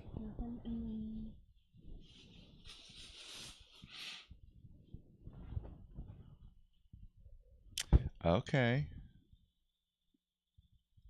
Emily's still here. Hi. Emily gets the after show. I know. The secret viewing. It's just us. Oh my god, imagine if we did that. That's how the energy layered out. Oh, it got rid of shitty people? Uh-huh. Oh, that would be so cool. All right, thanks guys. Thanks for tuning in. This has been great. Yeah, everyone that knows. Everyone just knows, yeah. That you always stay after the credits. Yeah. And everyone else just... That'd be hilarious. I was jamming to the outro music. That's great. It was playing for a while. I know, I came home real quick. Yeah, I guess so.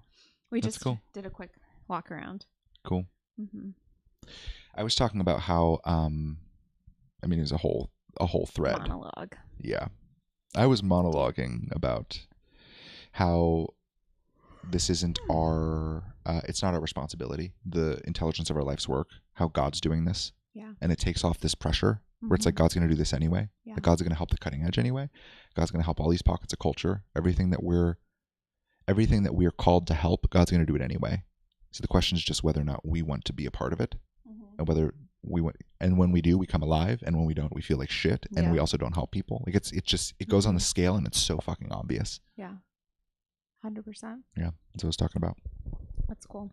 You know what I was thinking about too, as far as like intuition being real and trusting it. And when I got that message about Space Bubbles Candy, like if you don't do this, you'll never do what I'm asking you to do. It made me think of, I was just thinking of Shanda, because like Space Bubbles Candy would be horrifying to her, right? Like all the red dye 40 and like, like I'd be like this like juxtaposition. Like how can I also make tinctures? Like it's the ultimate brain scramble. Yeah. But like I was just thinking like this is, and I was like, oh, this is what God meant. Yeah. Yeah. You can't do what's good. You have to do what's God. Uh-huh. Good merch. Thanks. Yeah, it's so funny how that message would even be received though. You can't do what's good. You have to do what's God. Because people. I know. It's so twisted. I know. It's not the words. It's hard to use words to describe things describe something that's not words. Right. Right. You know what? We got an offer, a lowball offer on this sweatshirt that says like God is in the highs and the, or God's greater than the highs and the lows, but it's like God greater than, less than, up, down. It's like all the symbols, yeah. And someone messaged and asked if like, oh, can you lower that? Like, I really need this sweatshirt. And then I was like, the lowest I can go is, I think I said like 20 or something. Yeah. And then I was like, if it doesn't work out, no worries. And then they responded, can you lower it more? And then I don't even know if I responded. Yeah. But what I wanted to say was like, you're going to need more than this sweatshirt to find God in your low right now, buddy. Because like, this ain't it. It was just funny because I could feel the like, oh, this is a God sweatshirt. Like, you should give it to someone in need. Like, you know, like, but it's like, I'm just feeling in the energy. I'm like, no, this feels gross. I'm not doing this. Tell me about it. Yeah.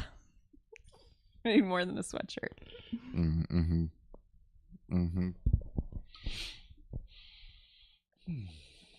That was good.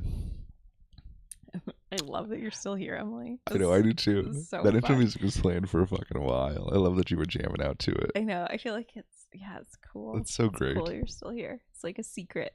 It's like an actual secret episode. I don't know who else would stay on long enough to find it other than Emily. I don't know. I mean, I guess you would maybe like go to tap pause or something and you'd be like, oh, wait, there's more, right? You would have to kind of see it that way. Yeah, I guess. Or, I don't know. Yeah, I'd be like, wait, why did it run for so long after it ended? Yep. Like, oh. Yeah. And you have to like scrub through maybe. Yeah. And you'd see the. Yeah, that's so funny. Our little images.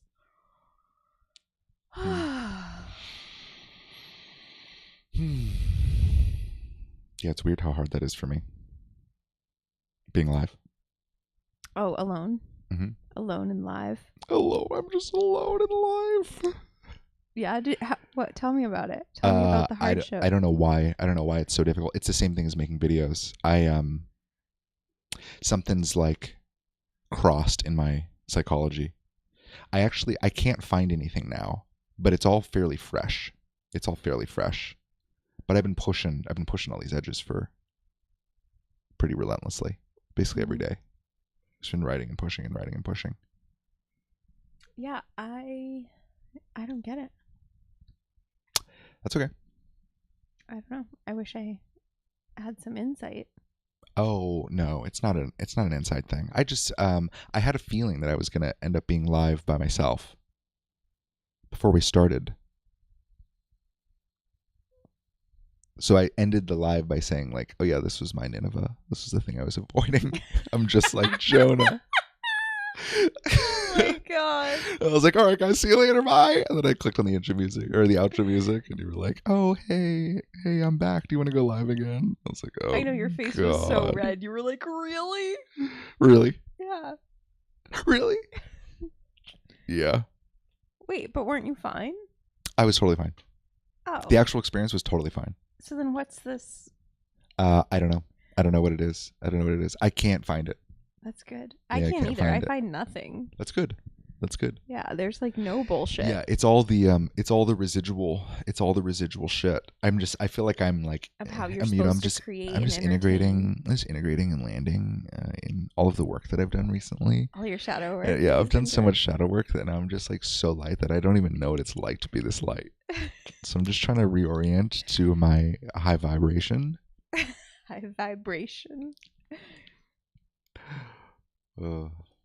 That's fair. Yeah, it just makes me uncomfortable. Thank you, sister. Oh no. Thank you, sister.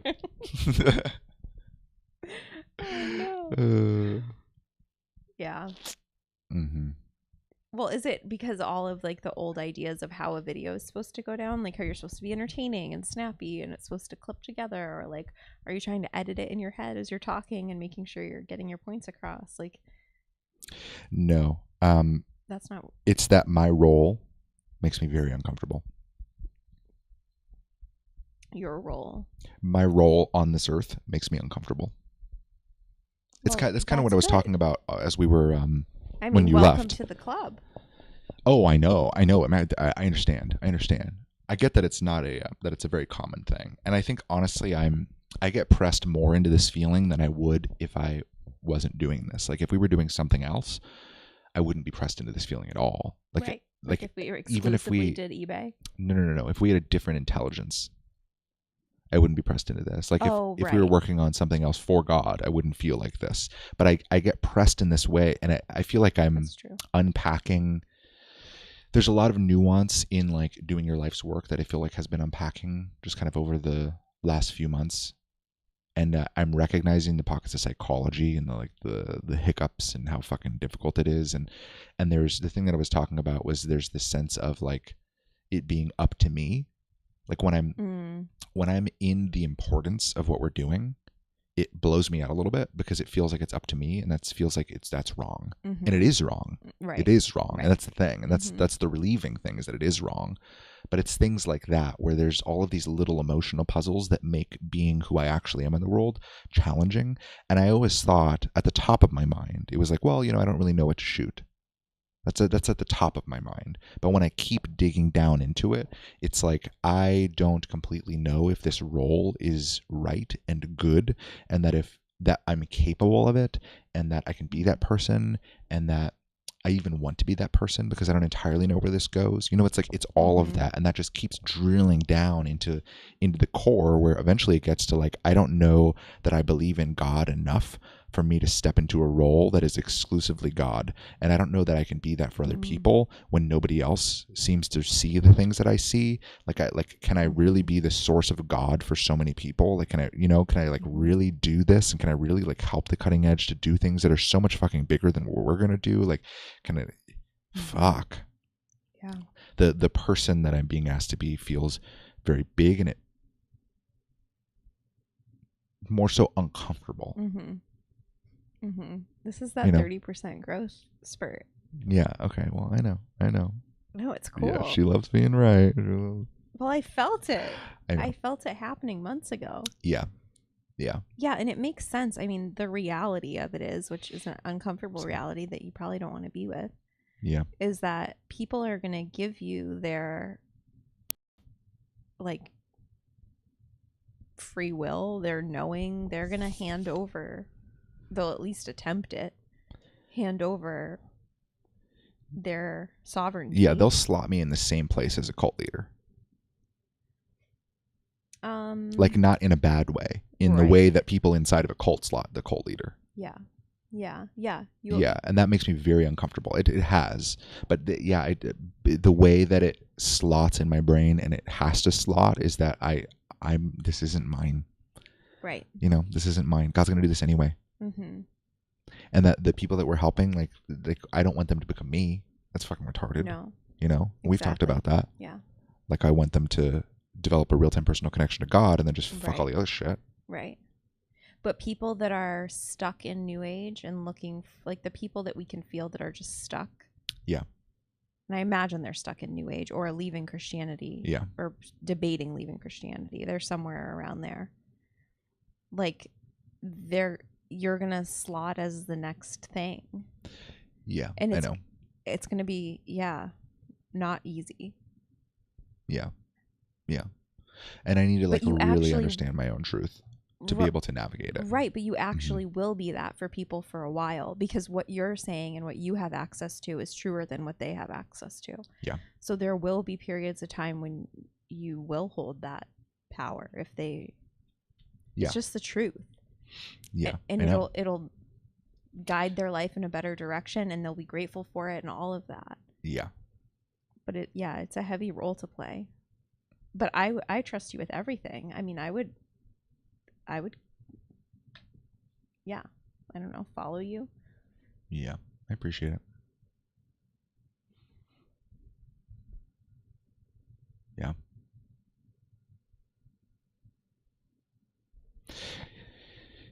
Yeah, I was checking in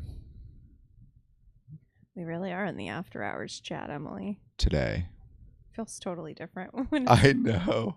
It feels like we're just different. Like on the phone or something. Yeah, I was checking in today because I wanted to push things further. And I read back through everything that's come through from the first 4-hour journal with B. So I read back through the whole thing, and then I was checking back in. And I was like, read back through, interesting overall. I'm certainly getting somewhere, but I don't quite see it yet. I don't think it's just making a video, is it? Because that's where things have been kind of driving, right? You know, obviously. But that's kind of where things have been driving is like toward creating content. And they've kind of used that as a central node to bring up all of my shit about making content. You know what I mean? I do. So they were like, oh no, it's what making a video brings up for you. It's the doubt and hesitation to be who you actually are and own the truth as you know it to be. You're being prepped. And then I said, for what? And they said, for growth. It's not about the action items, really. Truthfully, there's an orchestrated element to attention. It's not so tit for tat with title, thumbnail, and concept. There are countless tips and tricks for how to grow your channel, but at the end of the day, those things only work because they're tapping into a pre-existing archetype that works here. What you're doing is always going to be different. And since you have the benefit of being precise, what you're doing comes with a degree of orchestration. When it's time for more views and eyeballs, you'll have that. And that's essentially entirely up to God, not the quality of what you are producing. Right. There's no milestone for you to hit internally that lets you make some new hot video that people love, because that's fundamentally not how reality or attention actually works. People generally, but especially your people, gravitate toward what God nudges them toward. So when it's time, it's simply time. Well, that time is approaching and you need to be ready for it. You haven't been, now you are. That's cool. Yeah. You want to keep going?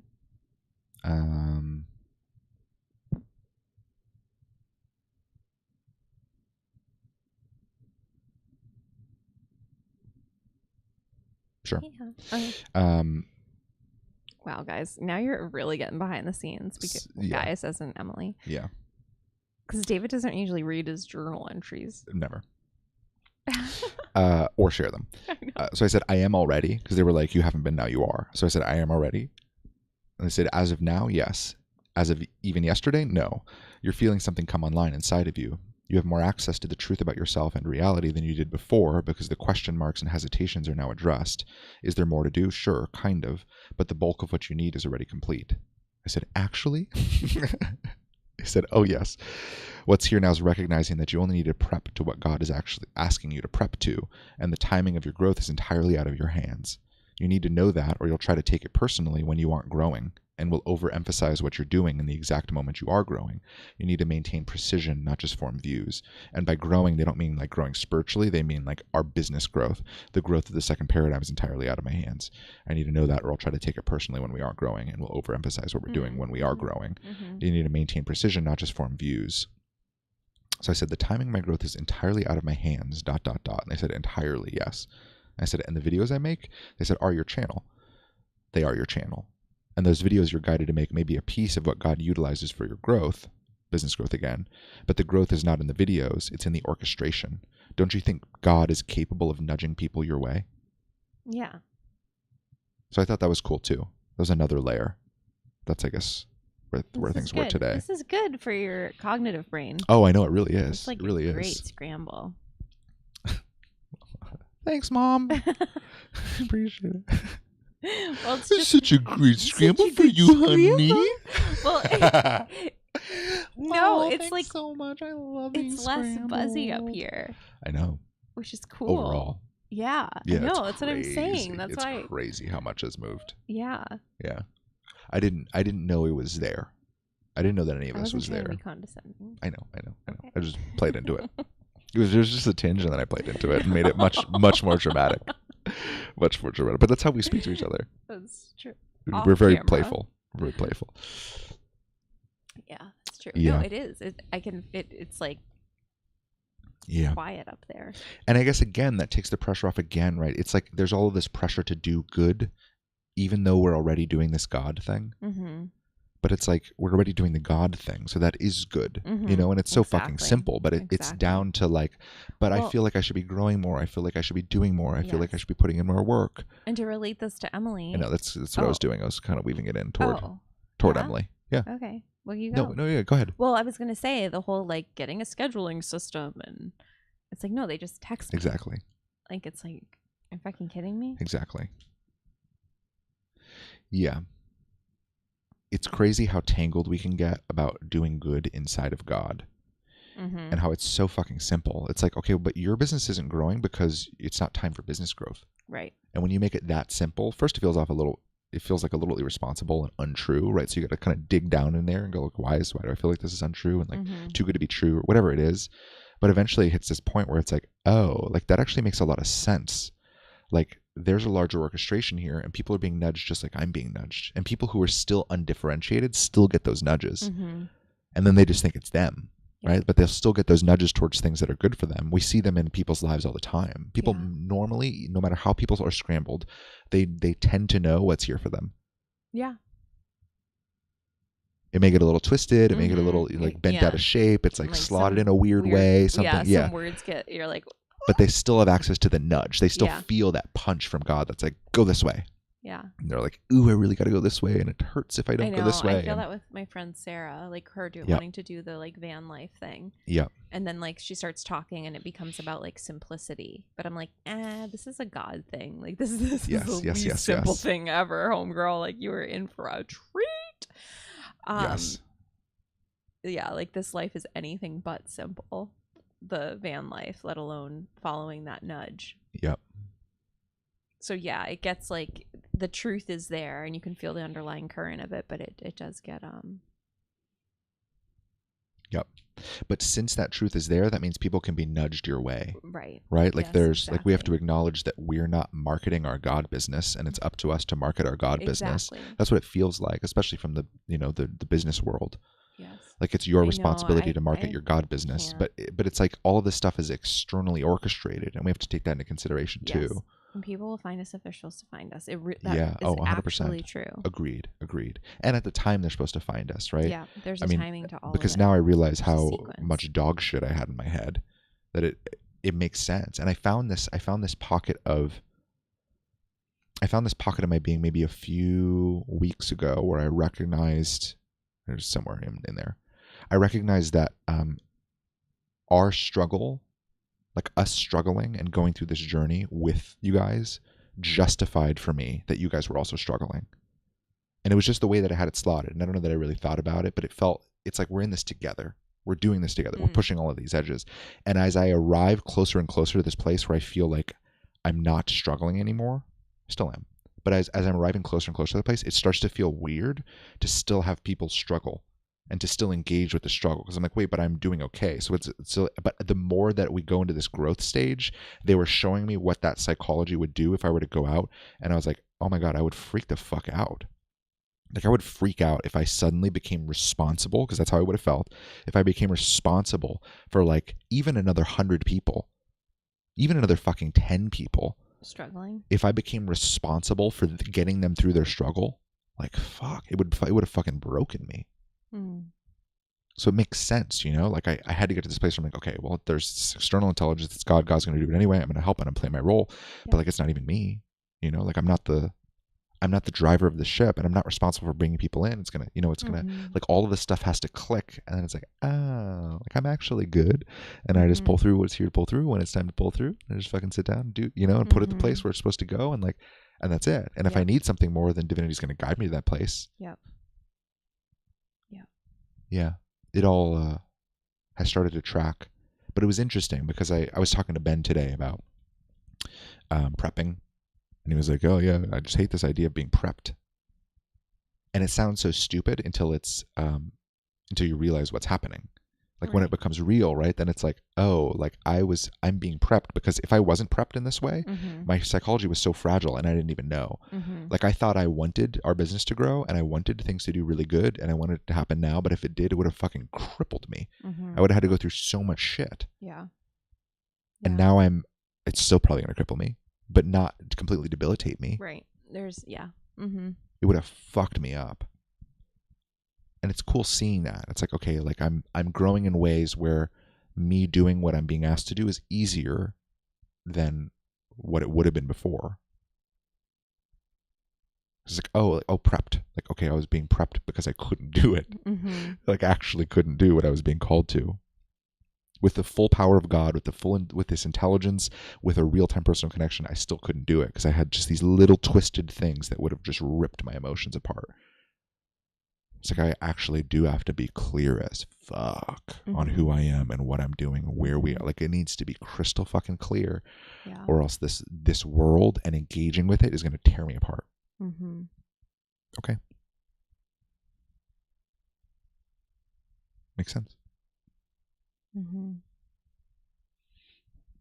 I know.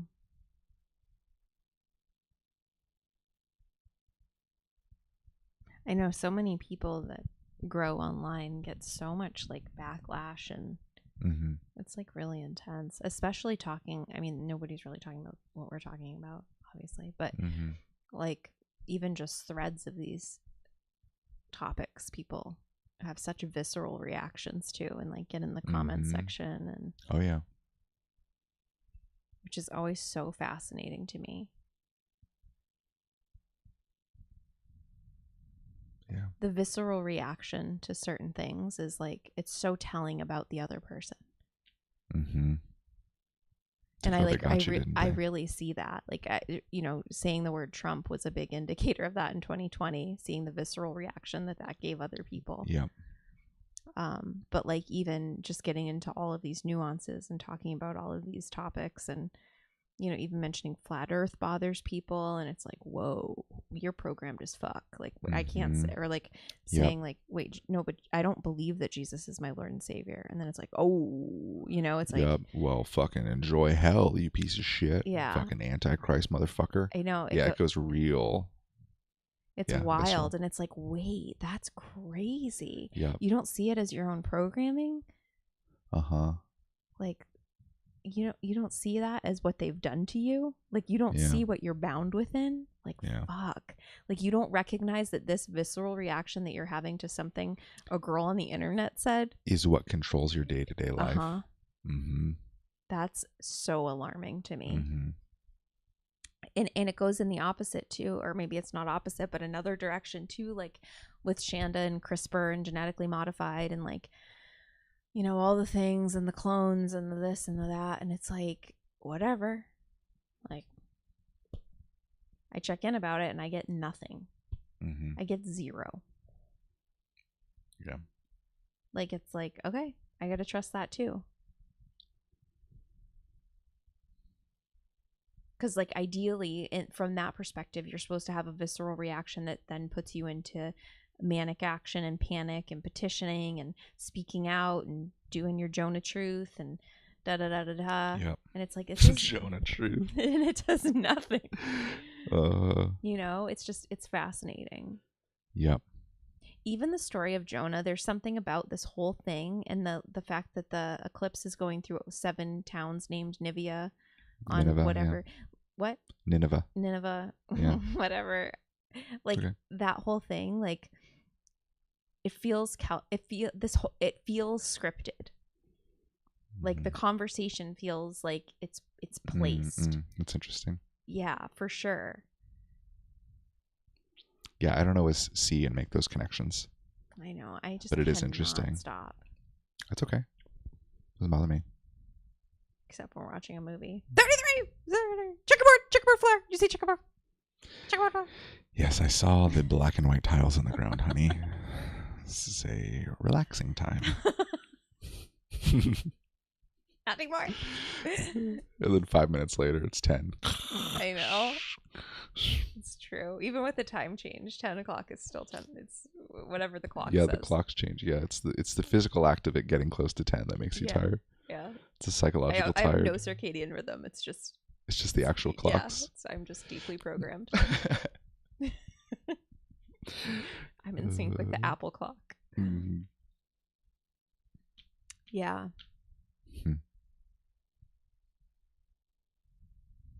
It's wild.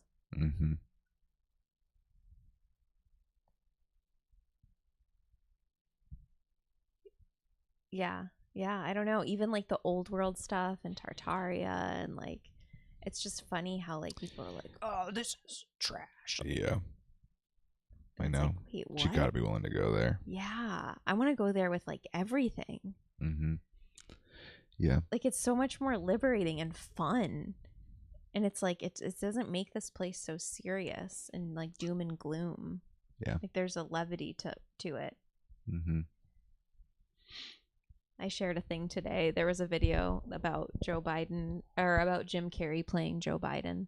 And then they like did like a compilation of all of these like 3 different roles that Jim Carrey's played, that you can see the same mannerisms in Joe Biden. like falling up the stairs or doing a salute and something else. I don't remember what the other one. Just walking, just general walking. Yeah, that's still the idea. Is that he's one of the actors? That Jim Carrey's one of the actors of funny? Biden. And that Biden is what, dead? Yeah, long gone. Is one of them like, so there's like a robot and I don't know. I think they Jim have like 4 or Carrey. 5 when I feel into it. That's my sense. Funny. I think they have like several of everybody like that. Like Trump, there's probably a few of him. Mm. You know. I do think that sometimes when I see him in pictures, I'm like, that looks nothing like Trump. Yeah. I know. And it's weird too. So I wanted to actually go into this a little bit. Okay. So we live in this world, right, where like seeing is believing. Like that's such a common thing. It's like, well, I'll believe it when I see it. Seeing's believing. And it's like, well, where's God in that? So then now with this like AI disclosure, because we've been under the trance of AI for much longer than we'd like to recognize. We've been seeing photoshopped pictures for eons. Like even the old world pictures are photoshopped. Like there's stuff photoshopped out of the backgrounds of them. You can tell because there's like all these white weird lines of like a shape of a building that's just all whited out as if the sky was pure white, like it is today. But anyway, so that, right, like it's funny to me that we base so much on like seeing is believing, and then we believe what we see. We see these videos and we see like an alien at the mall in Miami, or there's all these different things, and we're like, well, I saw it online, I saw this video of this guy, and it's like, yeah, but what if that just wasn't true? Like what if there was no George Floyd? Like what if the entire thing was an act and a complete psyop? Like, but people don't even want to go there. It's so entirely offensive to even just say, like, what if that never happened? To even explore the possibility. Right. Yeah, it's weird because you can make it just as plausible, right? Like you can ask what if it wasn't real and make it just as possible as that it was real. Right. Like it's not even about proving that it wasn't real. That doesn't really matter. Right. But if you can explore the possibility that most things we're seeing are generated, like it's fascinating. Yeah, I think that's really important, and I think we're gonna have to rely on our intuition even more. Our intuitive knowing. That's what I was gonna say. Our intuition even more. Yeah. Because and that's what I said back in like 2018 when AI stuff started to come out. Yeah. I was like, we're not gonna be able to tell the difference on the news. We're just not. Yeah.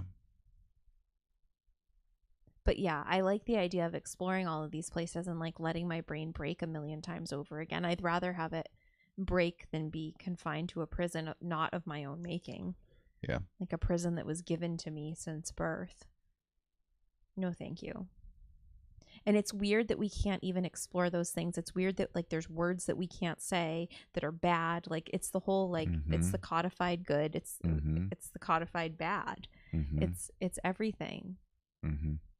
It's already there and it already exists. Yeah. But it's not real. And then questioning it is wrong. Because people have like they have a visceral reaction. That is so bananas to me. Like the only thing we should be viscerally reacting to is God. Yeah. And our wires are so fucking crossed. We're visceral reacting to like buzzwords. Like that's bananas. Yeah. Yeah, there's a weird like, the divide and conquer thing. There's a weird thing that like everyone's getting different standards of goods thrown at them.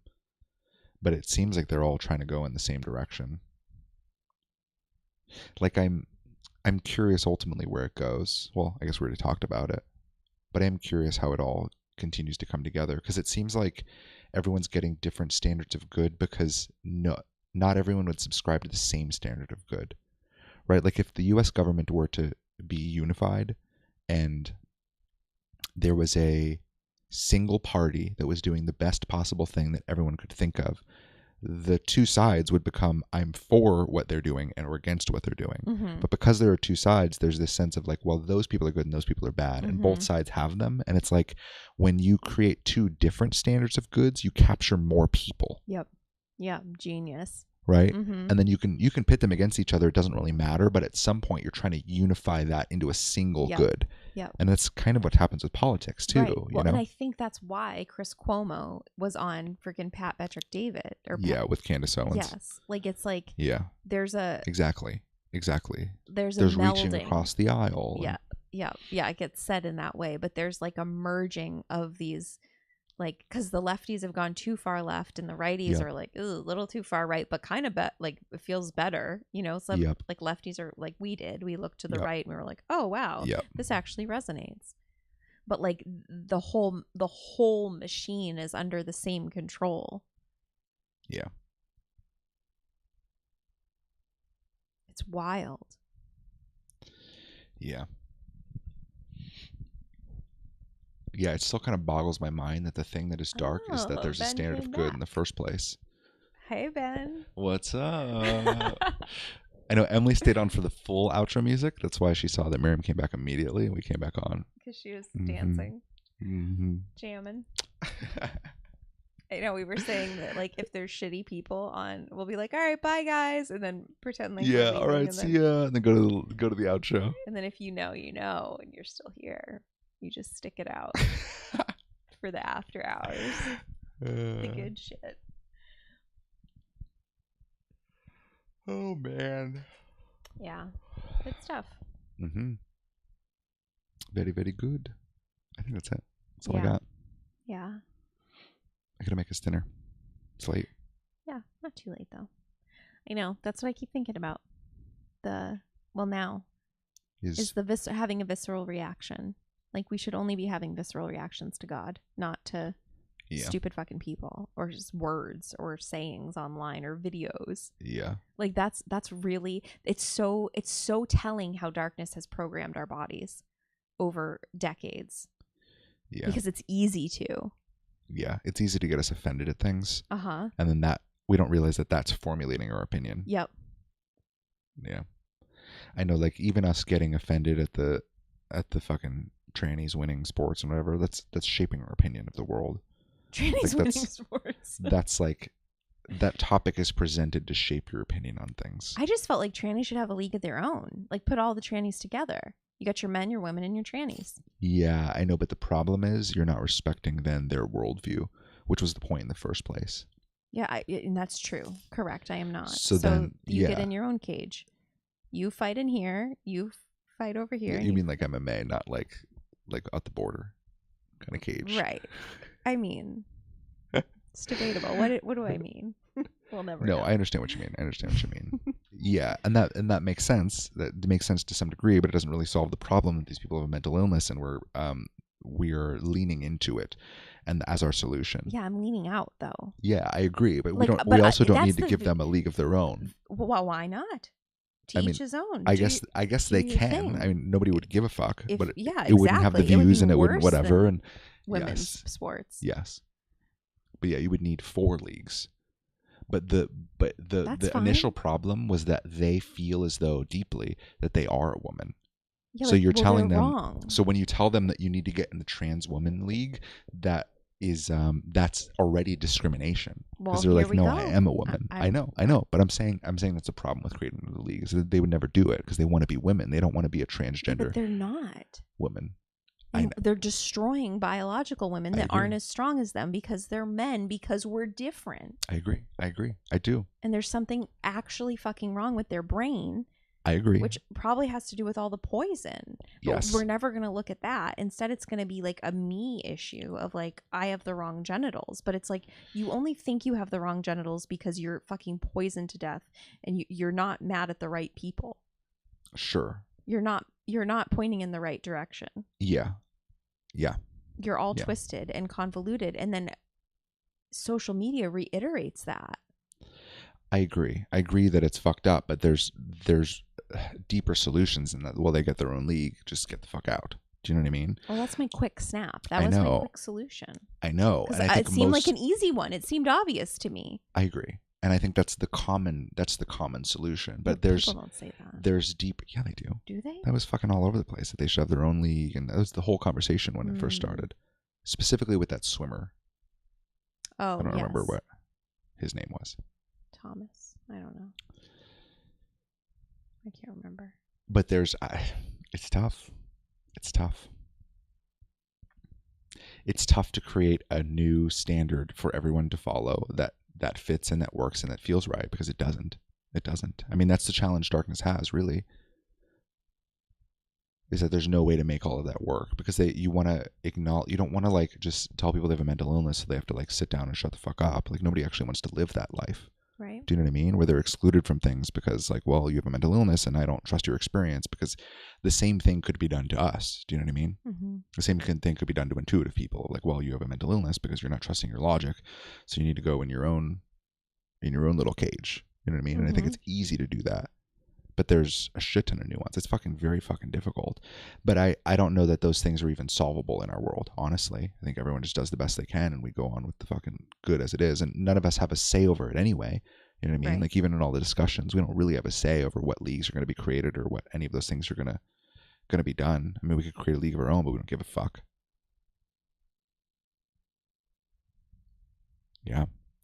Yeah, I mean, it's a great, I don't know. I just think it's a great talking point that darkness has crafted to confuse the fuck out of people. They don't even know who they are. How genius.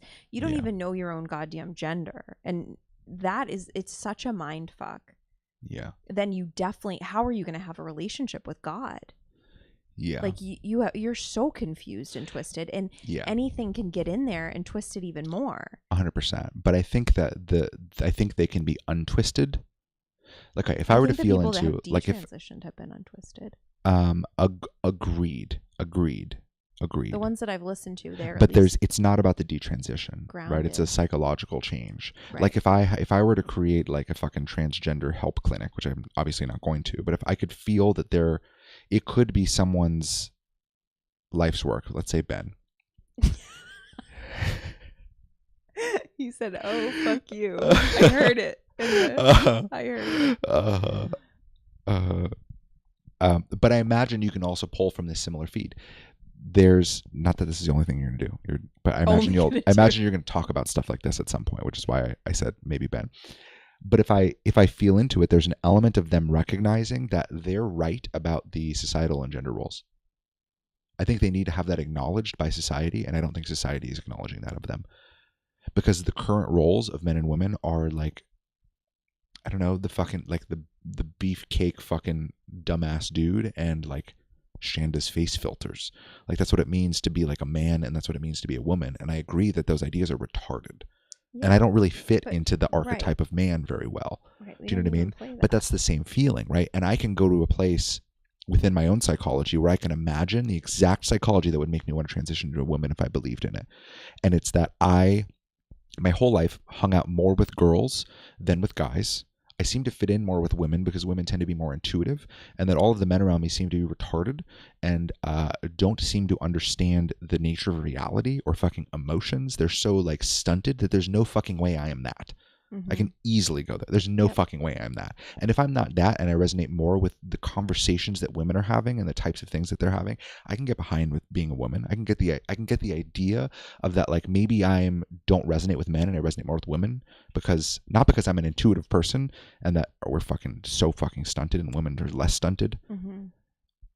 I can make sense of it in that I'm a woman's trapped in this body. It makes me giggle because I don't believe it, but I can see if I did believe it, and if that were the first solution I were presented and I were to have no other solution, I didn't know why I didn't fit in with dudes, why I always, like, I would go to fucking parties and I end up with all the fucking girls fucking chilling. Mm-hmm. Or I would go to the girls' houses before when they would get ready. That doesn't even fucking make sense. I would go get ready with the girls. Yeah. That makes no fucking sense. Yeah. Guys aren't even allowed in that environment. But there I fucking was, just fucking chilling. We're listening to fucking Kid Cudi or whatever and just chilling. Yeah. And, we'd fucking pregame and then we'd go out and meet up with their boyfriends. Yeah. Fucking crazy. It makes no sense. But it was always like that. Girls' nights with Joe. And he was our buddy. Yes. And we'd pick him up and drive around and we would, Yeah. Same. Yeah. Same. Now he's like married with a zillion kids. And, yes. So I could see that.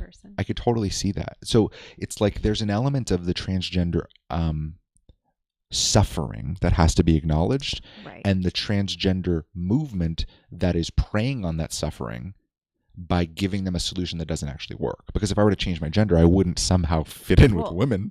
Right. Do you know what I mean? Like nothing would change. It would be God, significantly worse, and I would fuck up my body systems, my hormones, and I would be fucking ruined. A tall Asian woman. And I think that's that what, would be even 100%. crazier. But then that's what people end up getting to is they still have the fucking problem, but then they transition and then they go, oh shit, this fixed nothing, and then then the suicide rates go way up because they're like, now I'm just fucking stuck because there's no solution. To feel better. 100%. And so in that, and I've talked about this before too, like, I mean, all these girls wanted to be like tomboys when they were little. Like they were sporty, they did all this stuff, and they're talking now that they're so glad that transgender thing wasn't a thing back then. It was just 100%. It was just an iteration of being a girl and like having brothers or having boys in the neighborhood, and you go and you play kickball and like you're the dirty girl and you're all scuffed up and covered in mud, and now they're like some of the most feminine women on the internet. You know, it's like funny. It's like, oh wow.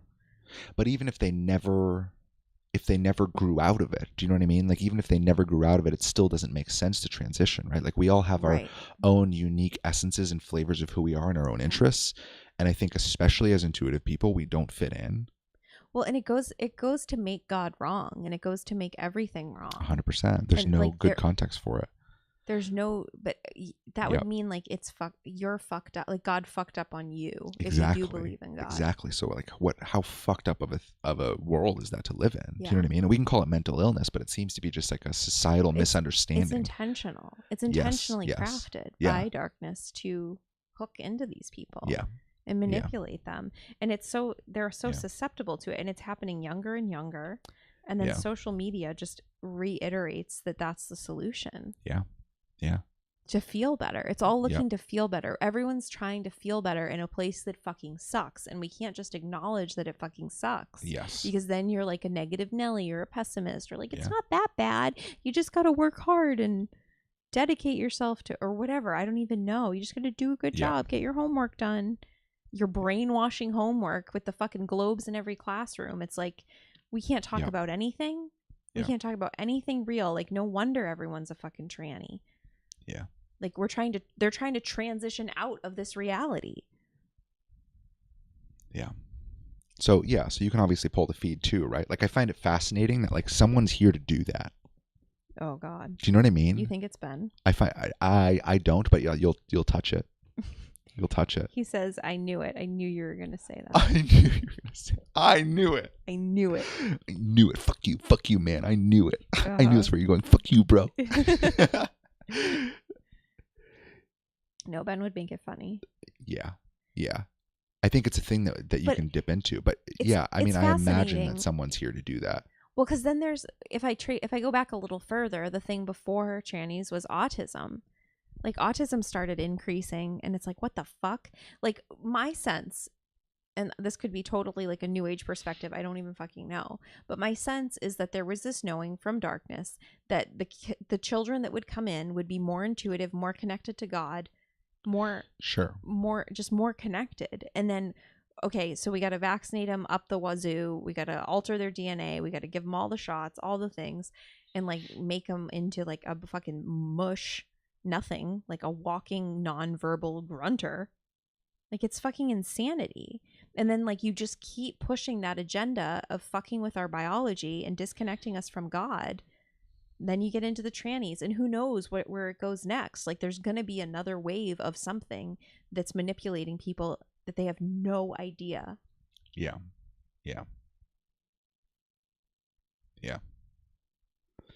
But yeah, I mean, I think this is what it feels like to engage with culture. And it's been interesting for me to recognize that like we can't do it. That for me has been, I don't know if it's humbling or what it is. It just is, you know what I mean? Like we can't do it. I love it. I love it too. And I wish we could do it. But what's fascinating is like we can't build both things at the same time. They're completely incompatible. Because we could do that and we could be good enough at it, but we would have to specialize in it. Do you know what I mean? Like it would actually have to be our intelligence. We'd have to specialize in it. We'd have to actually be called to do it and do it instead of the second paradigm. Because there's no way that we can craft a message and everything that we're doing to the cutting edge, but then also have this fucking tranny support group on the side. Like there's no way, because they No way. wouldn't resonate with anything else we're doing. Like it's too much conflict. We can only really do so much and be so much to the world. Yeah, no, I can't. Yeah. I know. I wish I could play in culture sometimes because I think it would be easier I think it'd be in easier some too. ways. Yeah. Yeah. But Our job's harder than your guys' job. no, it's all challenging It is all challenging. in its own ways. But I think, yeah. Yeah. Yeah. But yeah, they're just these pockets. I don't know to what degree.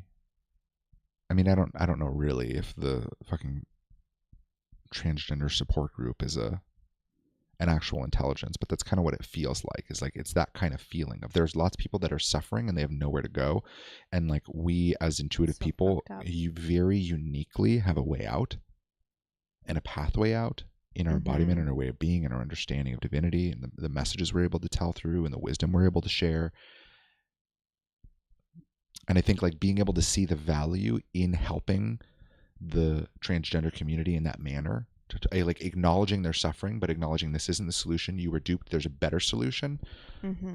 Like I think that move, back out from the transgender community, back to their suffering, bear the full weight of that burden of what it feels like to not actually be at home in your body, to not feel like you have full control over even who you are, to not feel like you have a place in this world, to not feel like you fit into any of the pre-existing archetypes here and that you have to cram yourself into them in order to get by. Like bear the full weight of that again, and then let's move forward somewhere else, right? Like there will be people who will do that for them, and it has to be the cutting edge. The realest shit. Yeah. Yeah. Yeah, that's because when I really sit and I look at the transgender community, I don't go like, oh my god, I hate transgender people. I'm like, fuck. I know. Like, what the fuck? I hate this fucking movement and what it has done to people. people. That's how I feel about the vaccine injured people. Yeah. I'm like, oh fuck. Yeah. This sucks. Yeah. Yeah. I don't know. They were fine until they were 5. Yeah. And the fucked up thing is that there are like hundreds of those things, hundreds or thousands. And I mean, really, there are many more. But there are so many things that we could zero in on and be like, fuck. Fuck. Darkness fucked up that whole community. Oh, fuck. Every pocket. Every pocket. And I think at the end of the day, everyone's going to have one. Everyone's going to have a pocket where they're going to go, ooh, this is who I'm talking to, and this is how they're stuck. And I'm going to use my skill sets to get them out. Yep. Yep. And they're just going to show the fuck up at your door. Metaphorically. Yes. Because you will not be publishing your address for that very reason. I wouldn't say I'm like anti-trans, but I am. I'm anti the movement. I'm against where it stemmed from. Because I can see where it stemmed from, and it's not a good place. Yeah. Yeah. And I have nothing against the people other than them having things against me. You know what I mean? Like I don't particularly like being the straight white male fucking bitch who's ruined everything. Like I just don't like their perspectives, and as long as they're running through them, it's hard to even fucking have a conversation. Yeah. And it's hard to be around someone who's like mutilating themselves in the name of a good that I don't actually believe in. Like, yeah, that makes me fucking uncomfortable. Yeah, I know. And like what those hormone injections are doing to their body, like that shit is fucking crazy. Yeah, it's real fucking shit. All in the name to be a different gender. Like the thing that I think matters least here. Exactly. I know. I feel the least. And I don't feel like a man. Like that's that. Like it's not that I don't understand, because I'm a man in a man's body. So it's not even that. It's like I get it. Like I could have gone the same way. I 100% get it. I fucking 100% get it. But it's wrong, incorrect, terrible solution. Yeah. Yeah. It's a perfect way to make God non-existent and existent bad and wrong. Yeah. Like it really is. And it puts so much shame on the person, which is ideal for darkness. Yeah. If you're in your shame spiral and not ever doing anything with your life and just being like perpetually mad at the internet, or that you don't fit in, or that you get weird looks when you walk down the street in your short little skirt as a dude. Any time I've seen a trans person, it's so obvious Like it like didn't like I'm not fooled. I don't think like it didn't work. Like the Yeah. thing you're looking for to be treated as a woman, like that's not going to happen. Like you're not a woman and I see you. Like I don't know what the like how did that soothe anything? Yeah. And if it did really change things and make their life better, it would be different. And I think everyone would feel differently Well, they about it. wouldn't And be I so think like that's the hunched nuance in over it. and insecure and like awkward. Like they're just so Sure. fucking awkward. Sure. I haven't seen. I mean, the ones on the internet seem confident on their TikToks or whatever. Yeah. But like, there's not this like embodied peace and knowing. There's this desperation to be seen as I am, which is now a woman or a man or whatever the fuck. Sure. And that's weird. It's like, wait, but you never arrived to the place of peace that you're craving. It's the God-shaped hole. Yeah. That's what they're trying to fill with testosterone or estrogen or a penis or a vagina. Yeah. It's like, but that stuff's completely irrelevant. Like you have to know that you're good already as you are. Yeah. Ben says, "You'll get there, David. I have faith your man card is coming." Thanks, Ben. I'm glad you're not like that. What, a woman? Well, yes, or one of those like doofus men that has no intellectual, emotional intelligence. Oh yeah. I am too. No, I'm not saying that I'm like challenged and suffering. I'm saying that like I have a very similar psychological profile to someone who could have very easily gone down that pathway because I didn't fit in. Like my actual circumstances were such that I could have very easily built that psychology, but since I didn't, I'm not them. Right. Do you know what I mean? Yes. And I think most of us here don't fit in. Agreed. And that's yeah, where and it that's what they don't starts. know. And that's like nobody talks about shit, so they don't know that they're the only one. Like they think they're the only ones. right. And like they find comfort and like an affirmation of their suffering. Yeah. In this community. And that's good, you know, like it's okay because at least someone's talking about it, but man, the solutions are fucked up and they got preyed on by fucking pharmaceutical companies and by fucking doctors. I know, it's wild. What the fuck? At the end of the day, we're all just fucking souls along for this ride, and it's fucking what a crazy, fucked up place to be. Like, darkness fucked shit up here. Yeah, big time. Like, it's crazy that there are actual souls in those bodies, many of them light. Most of them. Most people here are light. Most people, they're fucking light, and they're stuck inside of that kind of conflict where they feel as though they're in the wrong body, and then everyone tells them that if they transition, everything will get better, and then they transition, and they have to like it, even though they still don't. Yeah. And now they're just holding on to a facade that's slowly cracking, and society's rejecting them. Society's saying lots of the same things we're saying. Yeah. It's like, fuck. What a fucking dark-ass, long, winding road where you come out on the other side permanently scarred forever and you carry it with you forever. There's no rectifying that. It's not an emotional scar. It's fucking physical, actual scars. You come out the other side actually physically altered because you were promised a solution to a feeling that we all fucking feel. We know what it feels like to not. I know. And especially during adolescence too, like when your body's changing and you're going through puberty. God, I remember like I smelled weird. I remember I was laying on the floor watching TV downstairs in this living room, and I was like this, and I leaned over to say something to my mom, and I got like a whiff, and I was like, oh my God, my armpit smells. Like I didn't know what that was. I didn't know what was happening to my body, and like I started getting boobs. Like, oh, it was so awkward. No one else in my class had boobs. So it's just like embarrassing. Yeah. Like, I don't know. It was just like so much happening to our bodies and hormones raging, and you don't know how to make sense of it. And then you have authorities that give you a solution. Yeah, deodorant. The things that those communities tell kids are fucking crazy. Toxic deodorant. The conversations. What? Of like, well, you know, one thing we could do is while we figure this out of, you know, whether or not you're a boy or a girl, we can put puberty on pause. Oh, yeah. It's like, what? Mm-hmm. Pause puberty? I know. I'm so glad I didn't exist during that time too. This time. Yeah. Because it would have been hard. Been hard. We very well could have fucking ended up. I know. This I feel like a lot of my Mark friends. and Dana. Mark and Dana. a lot of my friends were like just sporty and athletic. You know, they're all married now with kids, but like, Yeah. I feel like they would have been easy targets. Mm-hmm. Yep. Yeah. Yeah, that's the weird thing, right? Is like the system is actually fucked up. Like everything they're saying and their like analysis on the world, I agree with. I agree that the fucking gender norms are retarded. I agree Well, they're fucking not even heartedly. real. Then, but the solution isn't to change your gender. The solution is to just not participate and I like know. just be you. Like, who I cares? know, but I think they have a good point. A good point to nothing, though. No, a good point to like we're actually crushed into these archetypal characters that we don't want to play. But it goes But then further. don't It's not play just men and them. women.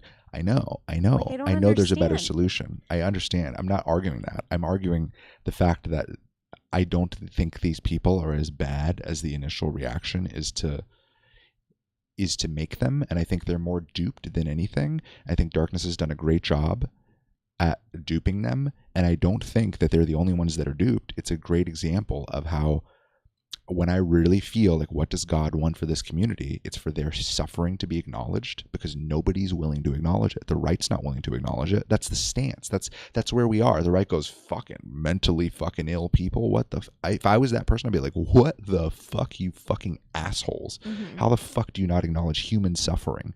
I'd be livid. Right.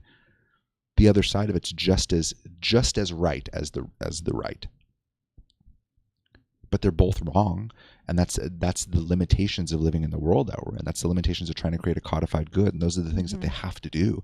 They have to bring up all these issues so that everyone can decide whether it's going to be good or bad. And once it is, then we're all going to move on, and they're going to create another conflict, and everyone's going to decide whether it's good or bad. And there's people on both sides of it, but we're deciding collectively what's going to be good moving forward, and we're just walking deeper and deeper into this fucking bullshit. And even the idea that the transgenders are bad and they should just sit down and shut the fuck up is what's happening. That is the codified good coming together. Like it's like darkness is right now, like we're all collectively working for darkness to build these opinions. It's fucking wild. Like darkness is like harvesting our light in a way, getting us to like pull from our wisdom and our life experience to make a collective decision on what is good so that they can fucking codify it and move on. But like when you really get in there, it's like these people are suffering and there's no one there to help them whatsoever. And if people were to, it would be fucking good. Be fucking good.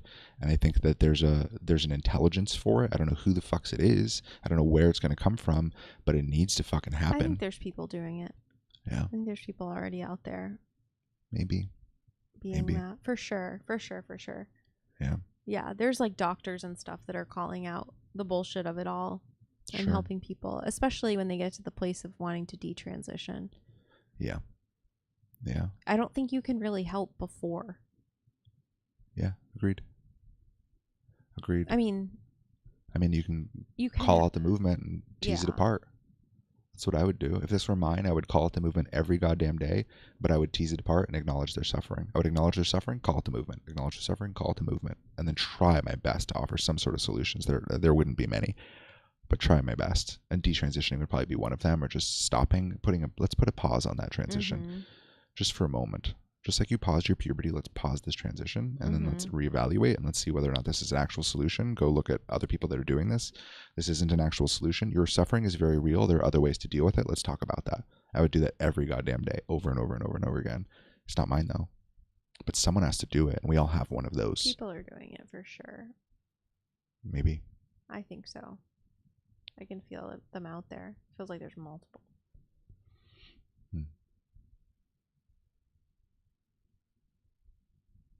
But it's not going to be found until the person's like crying on the bathroom floor. You know, like there's like Agreed. There's a long road ahead of these people because they've already been infiltrated. Yep. And that's going to be our relationship with our life's work. It's like we have to build the thing, construct it, get to a place where we can do it, and then go and do exactly and build exactly what divinity is telling us to in the timing that it is. And then God sends those people from the bathroom floor to that search term or whatever the fuck. There's a push toward you, and then that's how it works.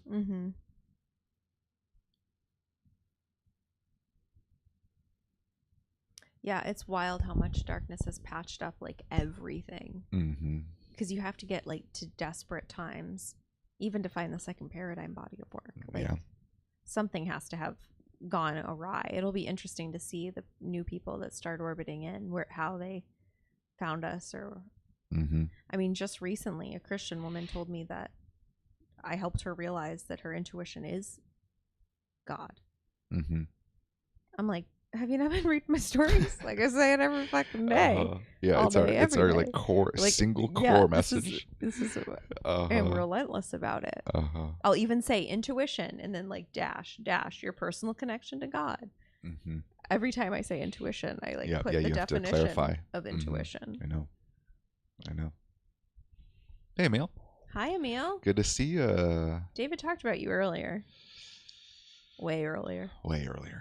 I forget what. Scrub for it. Oh, I said, this is going to be so out of context, but I said, more likely than not, you're going to go back into the New Age community. So out of context. In a good way. In a good way, not in a bad way. Not in like, Emil's done for, he's going to give up. Not that. Like, you're probably going to go back in. Because we were talking about your life's work, pockets of culture, various things that we get called back into. And yeah. Anyway. It would make sense. Yeah. From such a different place. Mm-hmm. We talked about it. Yeah. Cool.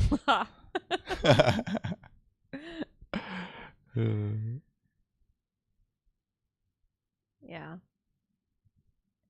Yeah. Yeah, it's wild how much everything clears out when it's just you and your intuitive knowing, you and your intuitive access, you and God, you and divinity. Because then all the rest like doesn't matter, like gender roles or like whatever the heck, rule sets, ideas, societal ideas. Like it's like, but is this here or not? Growth, success, upward mobility. Yes, none of it matters.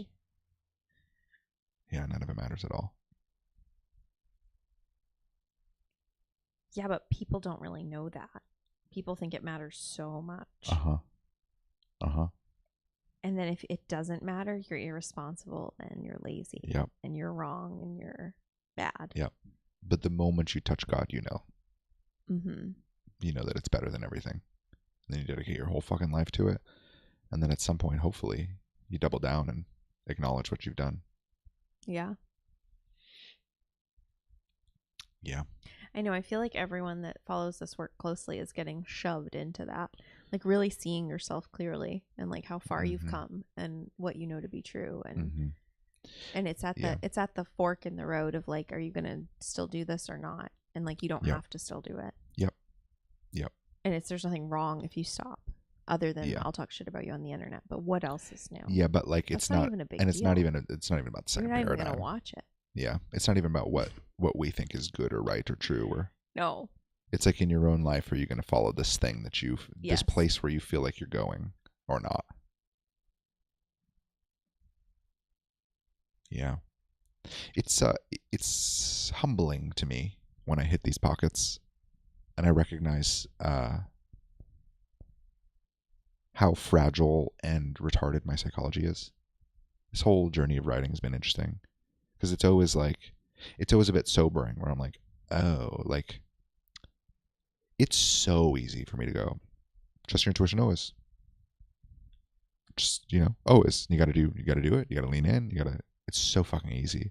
Like they become like these platitudes, just these things we say, these cliches. Yeah, just check in. You check in about it. It's like, it's so integrated into language that when I really hit this thing where it's like, yeah, of course I know fucking God's real, but then I'll hit this emotional pocket when I trace it down, God's not real anymore.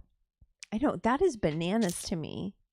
Mm-hmm. To be this far along and to have lived this much life with that many fucking miracles I know, and miraculous 100% coming together but of things. I promise I can pull fucking anyone and do the exact same thing. At this point, I don't like that. I know. And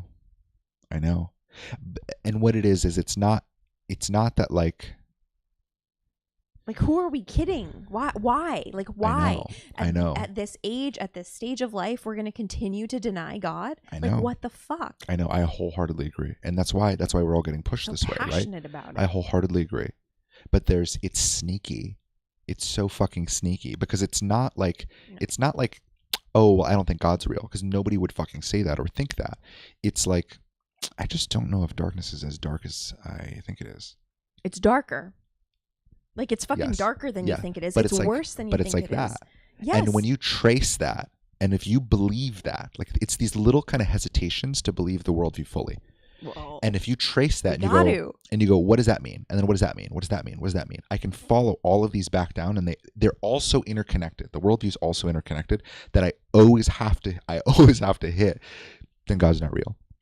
Because if darkness isn't as dark as I think it is, God's not fucking real. there would be no need for God. Yes, there would be no need for God, and God wouldn't be real in the way that I see it, and the information source that I would be getting information from wouldn't be accurate, so that can't be God, right? Like, it scrambles everything. There's always layers behind it, and 3 or 4 layers deep, it's always so fucking, it's embarrassingly simple under the surface of like, well, maybe God's not real. Maybe my intuition's not completely right about that.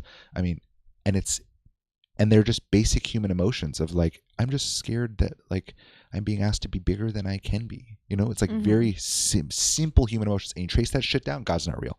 You trace that shit down, God's not real. Immediately. It's like, it's 1 or 2 inches deep.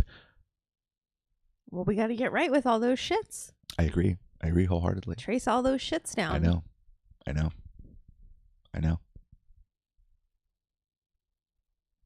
I know, because we got into this huge discussion in the parking lot at the grocery store, because you were going through some iteration of this, the stage 1 of like, maybe God's not real.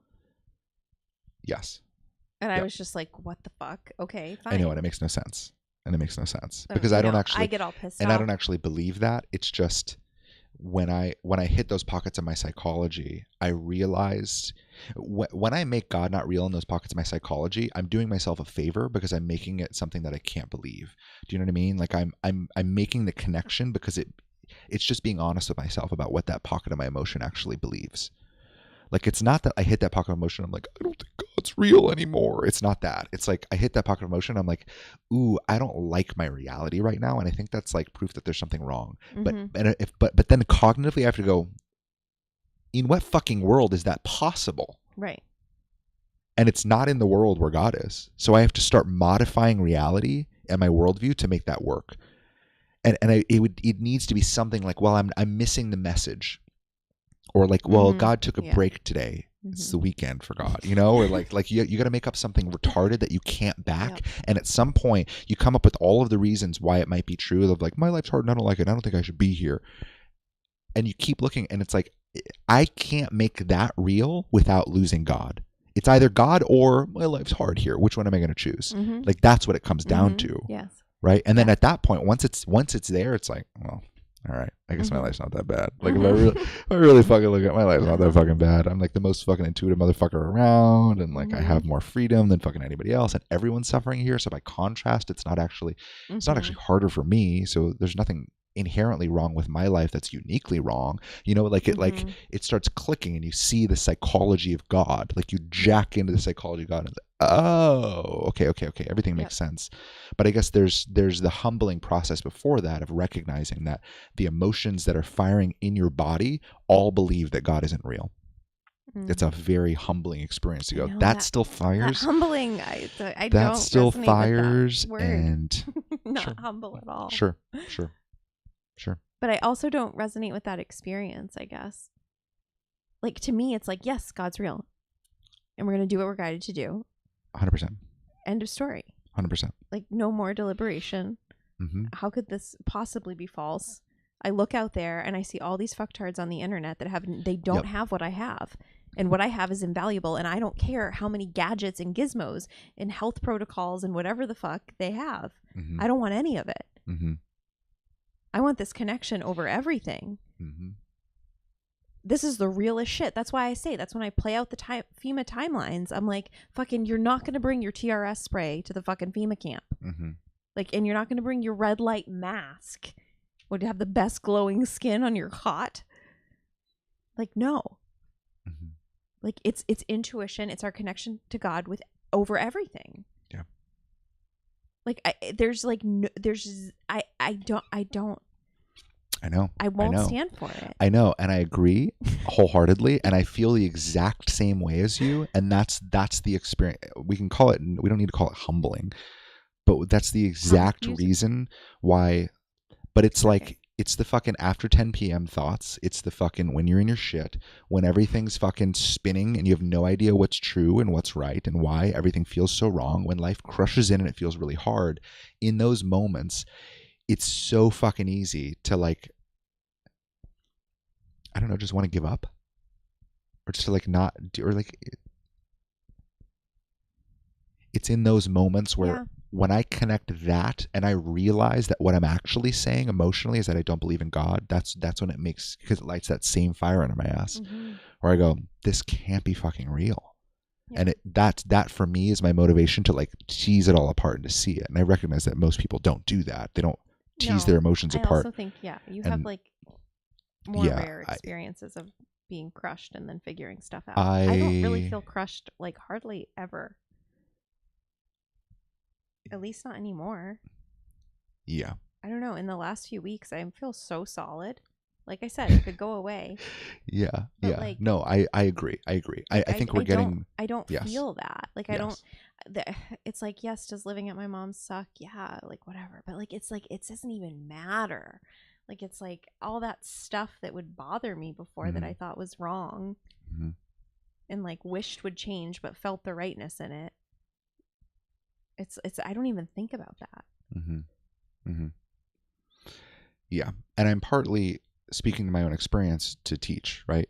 Because I think when we're having these conversations, there's an understanding that the things that would crush us into oblivion, that all of those things, we didn't believe in God, not really. And it's like actually believing in God is so much, it means a lot, because it means that you have to also believe all the implications of believing in God. And I don't think most people do. Certainly most people don't. But I think even most people who like actively follow our work and who plug in and like, I'm going to go read the docs and I'm going to do this. Like, it feels like, I believe in God, of course. But when you just, you can blow it over so easily. It's like, but what about when life is excruciatingly hard and you don't know whether finances are going to work out and everyone around you seems to hate you? Always money. It's like,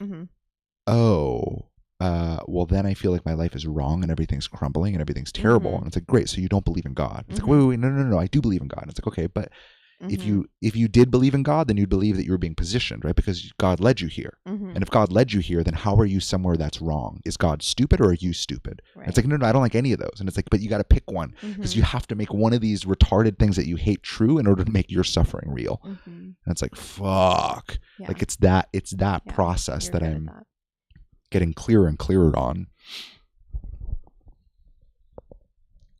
But I agree, at the end of the day, like, of course we fucking believe in God, of course. And it is that visceral reaction. It makes you go, what the fuck? Of course I believe in God. Yeah, I guess my suffering's not that too bad. You know, it like immediately it blows over your shit.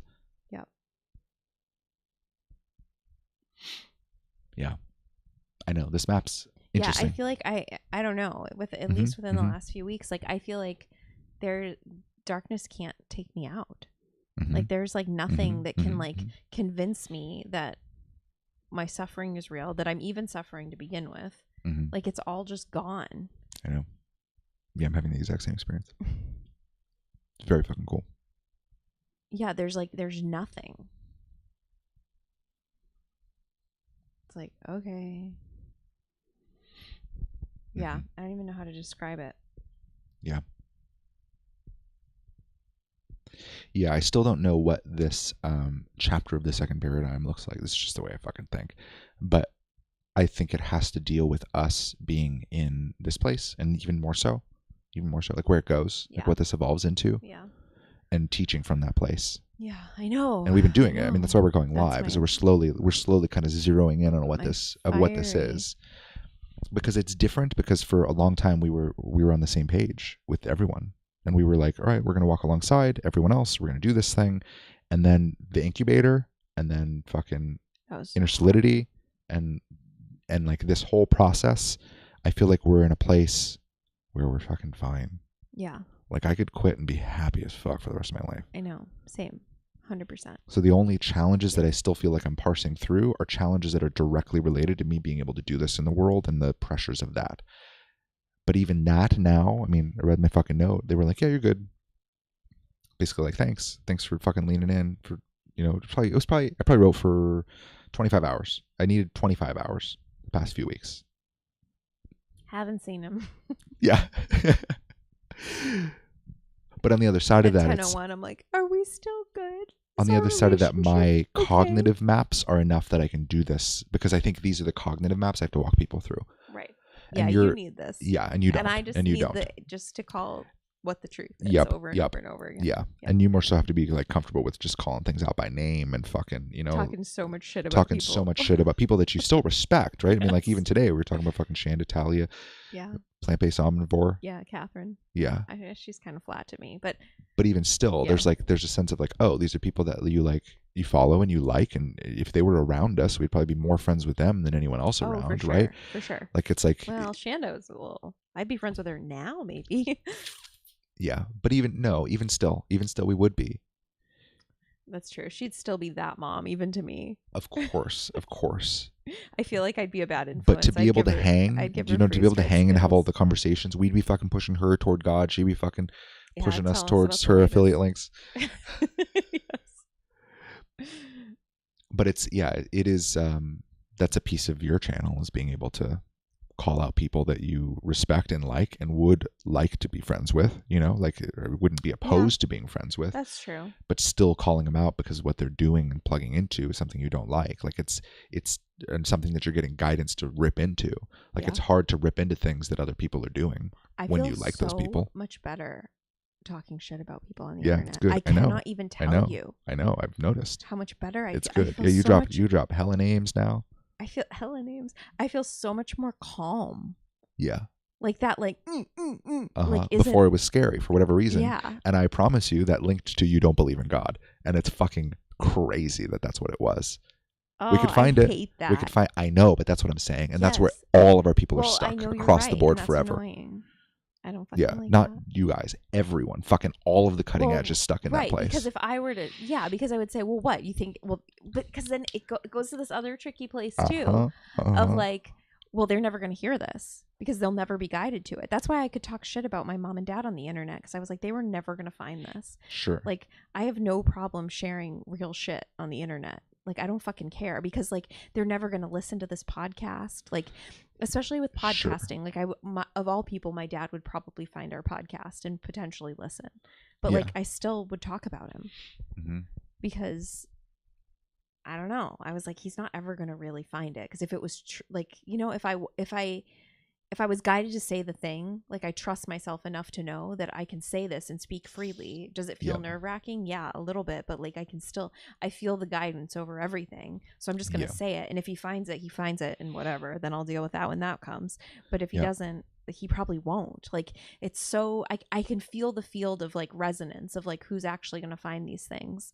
So I feel there's a liberation in that, like, knowing, because like, the people I'm talking shit about aren't going to listen to these videos. They're not going to find them. Yeah, but maybe eventually I could see it happening. I could see these clips and these pieces of what I've said coming back to like bite me in the future. Which yes.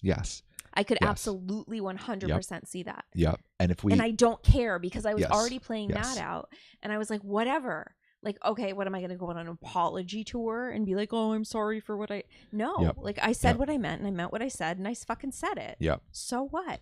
Yep. And that's good. Because the only reason something like that can hurt is like something would need to be true for that to work. Because the fear in there is something like that they're going to find out and they're going to be offended, or... Of course they're going to be offended. Sure. Or that there's something in there that like you shouldn't have said, or because it's like gossip, or like there's some sort of societal thing that says you shouldn't do it, right?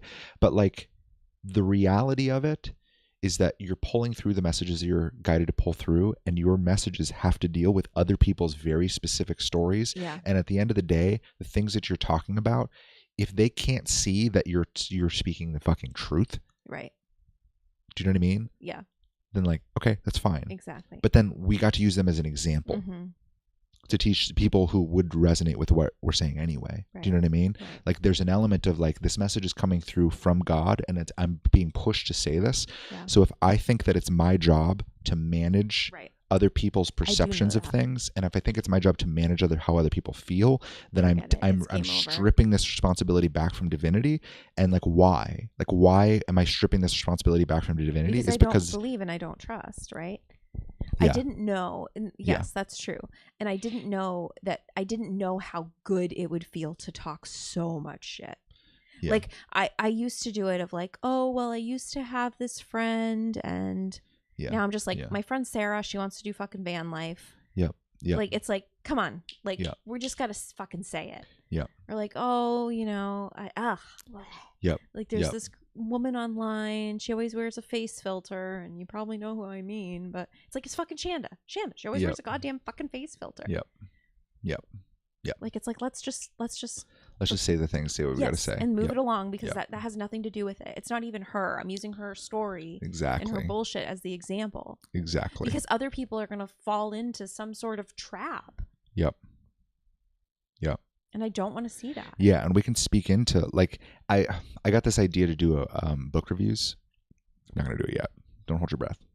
But one of the things that I wanted to do was tease apart all of these ideas, like Think and Grow Rich by Napoleon Hill. I started reading The Law of One, the raw material by fucking Carla and Don, that CIA guy.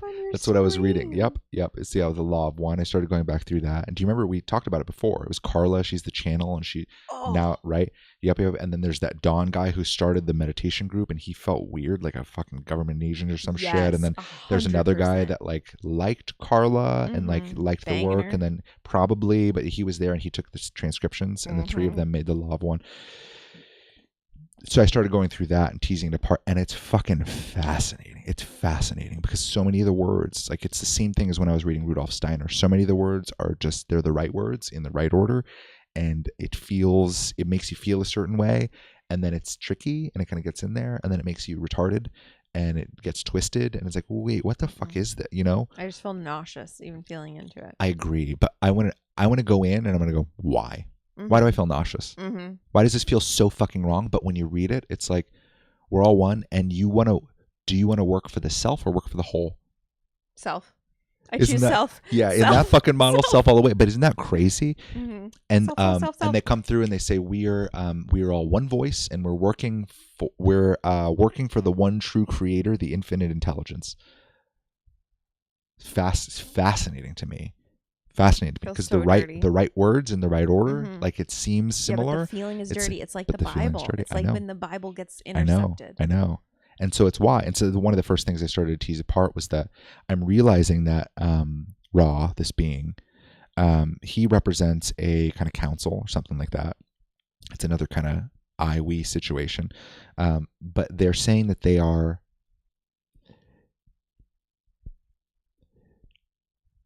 They're saying basically that they represent God, or the creator. They don't actually use God, the creator or the infinite intelligence. But I find it fascinating that they use the word creator, not God, because what I started to tease apart, and I need to validate this through more of the work. I'm only like six of like 100 in. But my sense is that these beings see themselves as the creator. Because there's this line in there. There's this line, right? Yeah, you found it. There's this line in there where they say something like, ultimately, we are all one. And since we are all one voice, like they say, we are channels ourselves. And since we are one voice, we recognize that our voice is the creator. That's the same shit Lori Ladd's pulls through. I know. It's the same shit. They all say that. And once that clicked, then I was like, oh, so there's almost a dark hierarchy of sorts that see themselves as the creator of our world because they did build this. They constructed the collective field and how it is. They constructed civilization and how it is. So regardless of whether they made this physical reality or not, that's semantics. We built this place. This place is ours, right? So we are the creator. We are all one. It's fucking wild. It's fucking wild. That's good. I know. So then I want to do shit like that across the fucking board, because when you really drill into all of these emotional pockets of no, but like, you know, back when I listened to The Law of One, they said this, and now I don't know whether I can trust myself. This is where intuitive people are stuck. Is there's an emotional puzzle, and it cranks them into submission. And at I the know. heart of it is, I don't believe in God. I don't trust myself. I don't trust my intuition. And we can say fucking trust yourself all day, but we got to be able to go in and go, you got to see that this thing, this feeling that you're feeling right now, you don't believe in God in that feeling. It's like, no, of course I believe in God. Of course. It's like, no, not there. Mm-hmm. It's like your own body does not believe in God, and you need to get your body in line. Mm-hmm. Before you can do fucking anything here. You got to at least get your own body to believe in God, because right now you don't. Look at that emotion. Mm-hmm. There's no fucking way you can be suffering so hard in God's ideal right now if you believed in God. And it kind of puts you, it's like, it's a humbling, shocking, like offensive feeling where it's like, oh, relieving. Shit, fuck, you're right. That emotion in me doesn't believe in God, and I can't just write it off. Like, I actually do believe that. So, like, I gotta not believe that anymore. Like, I gotta see what's the actual truth. Man. You know what else is coming to mind? So I watched, Ludwig did a video with the CEO of YouTube. Oh, yeah. Did you watch it? Neil. Yeah. It's cool. Well, I had it playing while I was, Neil Mohan. While I had it playing while I was Ludwig doing in the car? eBay listings. Yeah. Oh, cool. And I was just listening, mostly not watching, but listening, as I do. But there was, Neil kept saying creator. Like, well, our creators and our about YouTube creators. Oh, yeah, that's funny. But it kept like flagging for you. Yes, incessantly. And I was like, oh, like it just felt like another way in which they've taken a word or an understanding or something like a collective belief, and like it's being like swept under the rug. Like, oh yeah, we're creators. We're the creators. But ooh, you know what else you'll appreciate this? You know what Carla said in the intro? What? Carla said that when Ra came in, she rebuked him rebuked him in the name of Jesus Christ, and he didn't go away, and that's how she knew it was light.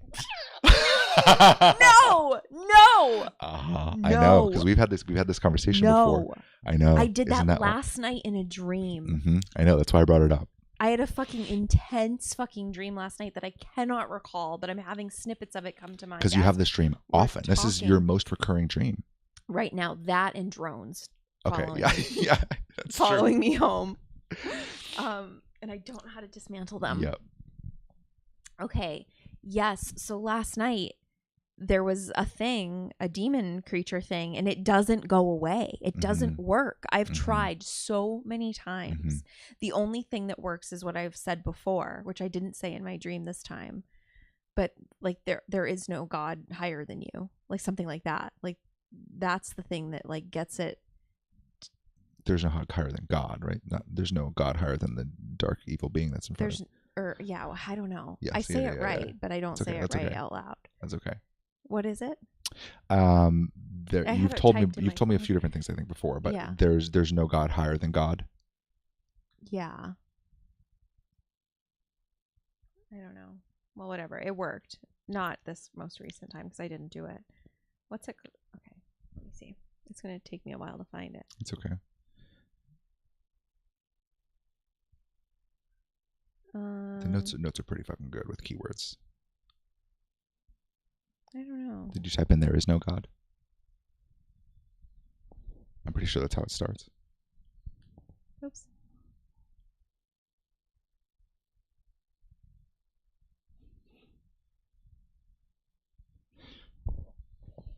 But that just fucking fascinated me. The fact that that's how she validated the information source. To me. I know that she called in Jesus, and it didn't go away. Because then to continue reading, it's like, wait, this isn't like, what the fuck is this? Here it is. Okay. I said, Jesus Christ is my Lord and Savior, and I was slid on my back into a ring of flames. Just my dream. Just my casual. This isn't a nightmare. This is just a dream. Then I said, there is no other creator before God.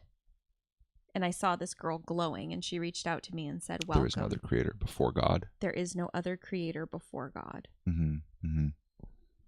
Yeah. And she reached out to me. Okay. And then we were going to be okay. And then I woke up. And this is when I was there is no other creator before God. Yeah, these fucking energies are fucking tricky as shit. Oh my It's God, wild. so tricky. And because there's double meanings to all the fucking words. You're right. You're right. I know. And the fact that the YouTube creator, he wasn't calling them YouTube creators or like content creators. He just kept saying Neil from YouTube. We just kept saying creator. Yeah, like our funny. creators, our That's creators. funny. And I was like, but that's what I ended up seeing in the that Law of One. wild. I know it's very fascinating to me. So I want to read through the whole thing and then do not a book report, but kind of. Yeah, because Jesus Christ doesn't get rid of demons. Yeah, it seems to sometimes, I think, not for me. It doesn't work for me. But I think it works for other people sometimes, right? It seems to work. It seems to work for other people in the way that they talk about it. But I guess if you're saying Jesus Christ is not my Lord and Savior, then maybe he's like, well, I'm not helping you, bitch. I know that was one of the things I had to validate recently, actually. That was one of the things I validated recently. Okay, when I was fair. double checking our Fair. work. I'm on my own. Yeah. Was like, oh, well, like, can I just not find light anywhere else because I haven't humbled myself or whatever? That's kind of the feeling. I'm like, but then what the fuck am I doing right now? I spent the past 4 hours trying to rip apart my own work just to make sure that it's the deepest possible light I can find. Like, what could I ask for? What could I ask for? I can't personify God as Jesus. Like, Sarah, welcome back. Hey, Sarah. Yeah, we never left. Mm-hmm. Well, Miriam left, and then I did my thing, and then she came back. I played the outro music, and she came back right as I was playing the outro music. So we had like a false ending. And then I was like, let's go live again. Yeah, it was like, all right. And then we got rolling. 3 hours, jeez. Oh, okay, so Jesus. Yeah. Yeah, I don't know. So I was trying to tease that apart too, and I don't know the answer yet. I need to sit with it more of why Jesus doesn't work, why it doesn't send these beings away, and I think it's a semantics thing. It's that really tricky thing. It's like, one, I don't think the soul of Jesus is interacting with anyone. I don't even know if the soul of Jesus is real or if it was a real story, right? I don't know, and I can't completely tell, but there is an intelligence of Jesus. But that intelligence seems to be like the personification of the highest good as seen within the collective field.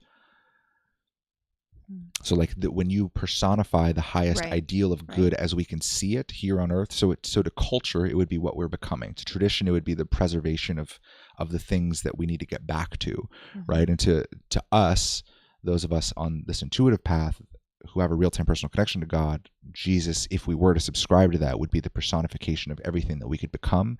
And he's already done it, would be kind of the ideal. That's kind of, or would be the map. That's kind of what the intelligence of Jesus seems to be to me. That's kind of what came through in that doc too. So it makes sense that when you call in the highest possible good as humanity sees it, that darkness doesn't go away, because that's also what they're trying to do. Right. They're like, no, we want that too. We also want the highest possible good. You know what I mean? Like they can exist within that because they're like, you're calling out evil. I'm not the darkness that's evil. I'm the darkness that also wants to create a good. I just don't jive with that God thing. And that's most dark beings. So I could see actually how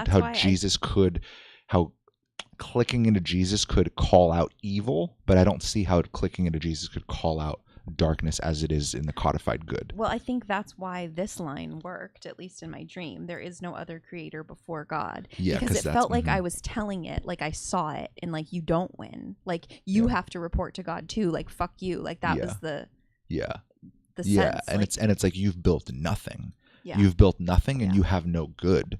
Like there is no creator before God. Yeah. It's cool. And it's weird because I don't use the word creator. Yeah. So that was but they do. Yeah, they do everywhere. Yeah. Which is fascinating to me. Yeah. So I want to do this in every spiritual book in existence.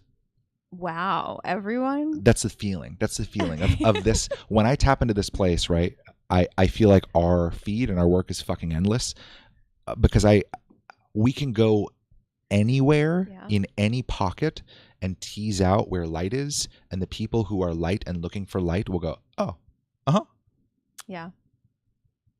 And it makes me want to just rip a fucking new asshole in the Law of One. She's still alive. She's still fucking doing her thing, does fucking live streams, does all the things. Don passed away. The CIA feeling guy passed away. Yeah. But Carl is still alive. Alive and well? Alive. Yeah. Alive. She looked like ass. Yes. When we saw that video of her, Yeah. I was like, whoa. Yeah. Yeah. Whoa. And I understand because when we were in that channeling group, everyone else, when they would fucking bring through whatever the fuck they were bringing through, Dark. fucking, they would be so drained. They'd be laid the fuck out. Mm-hmm. And I'd come back and be like, woohoo! Like, holy shit. And I'd be so fucking clear. Mm-hmm. I went back and I was watching those videos of, at the beginning and like at the beginning of when I started channeling. And when I went in, I was a fucking, like a dark fucking confused mess. And I came out and I was like, every time I'd be like, with my jaw just open a little bit. Like, I was just shocked. Like, oh my God, that was so good. After all those videos, I was like, oh my God. Like, oh my God. Oh God, that's so good. How? And it would just be clearer.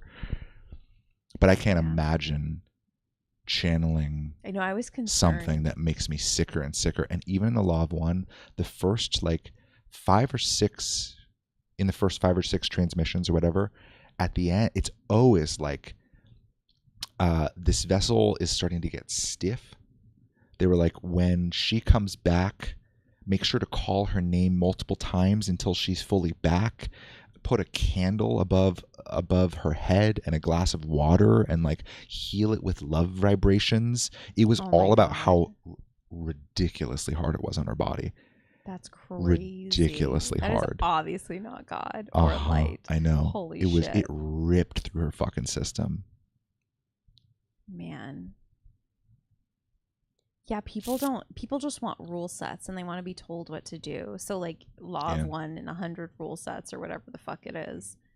I don't even know what you're reading, but it's just, they just adapt it to their own life and get their mindset right. And they just want to feel better. Yeah. I gotta look at it more. The promise seems, it's interesting because they're giving Don, he's the one asking questions, the CIA feeling guy who started the group and had all these channels open. They're trying to give him a map of healing and he seems to want to perform miracles. Seems to be the thing. That seems to be where he's at. He's trying to understand the supernatural and he wants to perform miracles because he's also fascinated with all of these healers from the Philippines, and he said that they would do this psychic surgery, but it would look like they were opening up your skin with their bare hands and pulling things out. That's visibly what it would look like, but then when they would close things up, there'd be no scars, but they would still have blood over their hands. It would just seal back up. That's how they described it. So I have no fucking, that's way outside of my context for reality. But he was interested in stuff like that. And that was one of the first questions he started to ask these beings was about healing and whether or not he could bring them someone who they could teach healing to. And they were like, well, we could teach it to you. They were like, you have the skills necessary. So they were kind of appealing to like him becoming a healer in the way that of these more profound things that he was seeing or was interested in. And they started teaching him basically looking at everything and just finding the opposite polarity from it so that he has no sense of right and wrong. That's where they started. Was basically like every thought you have, there's an opposite to it and you need to be able to believe that just as much was kind of the thing. Was kind of where they started. So I'm curious where it goes because it reminded me a lot, very similar vibes to A Course in Miracles. Very similar because it starts out in this place where it starts to deconstruct reality and eventually I remember skipping ahead because I was like, actually, I want to see where this goes. I still did it back then, funny enough. It's like, I want to see where this goes. And it got to a place that was it just didn't seem stable or like a place I actually wanted to be. So I stopped reading it. I know this girl on Instagram that I follow. She's friends with Shanda. Her name's Gracie. I am Gracie or whatever her name is. Something like that. She's been posting about A Course in Miracles. And I'm like, So I want to read that too. And I want to go in and I go, yeah, but why? Because it feels dirty and wrong. I don't know. But there are people who feel that same feeling and then they go and they do it anyway because it's light and it's because it's good and it's highly recommended and it's on the top of the charts and maybe there's something there for me. And even if it's not completely good, maybe I'll still get something out of it, right? They do this shit. I know. And I think it's our job, frankly, your job specifically for the cutting edge. You fucking too. You have all these feelings. You feel the same way about it. Yeah, but my feelings are just feelings. I know, but you reacting to me showing you the map is a part of it. And I have, I need to go in and do the fucking legwork. I know you have to do, but then we have to talk about it. Legwork. Oh, legwork. Yeah, I was gonna say you have the hard job. I have the job of I'm gonna throw up. I know. I hate this book. And it's fascinating because every single time I start, I get confused. Immediately I get confused. Every time I start a new project, because I have to understand their language, and they're using the same words as I use. And I'm like, it's always like, oh fuck, I hate this. It feels so dark, but they're saying the same fucking thing. How the fuck are they?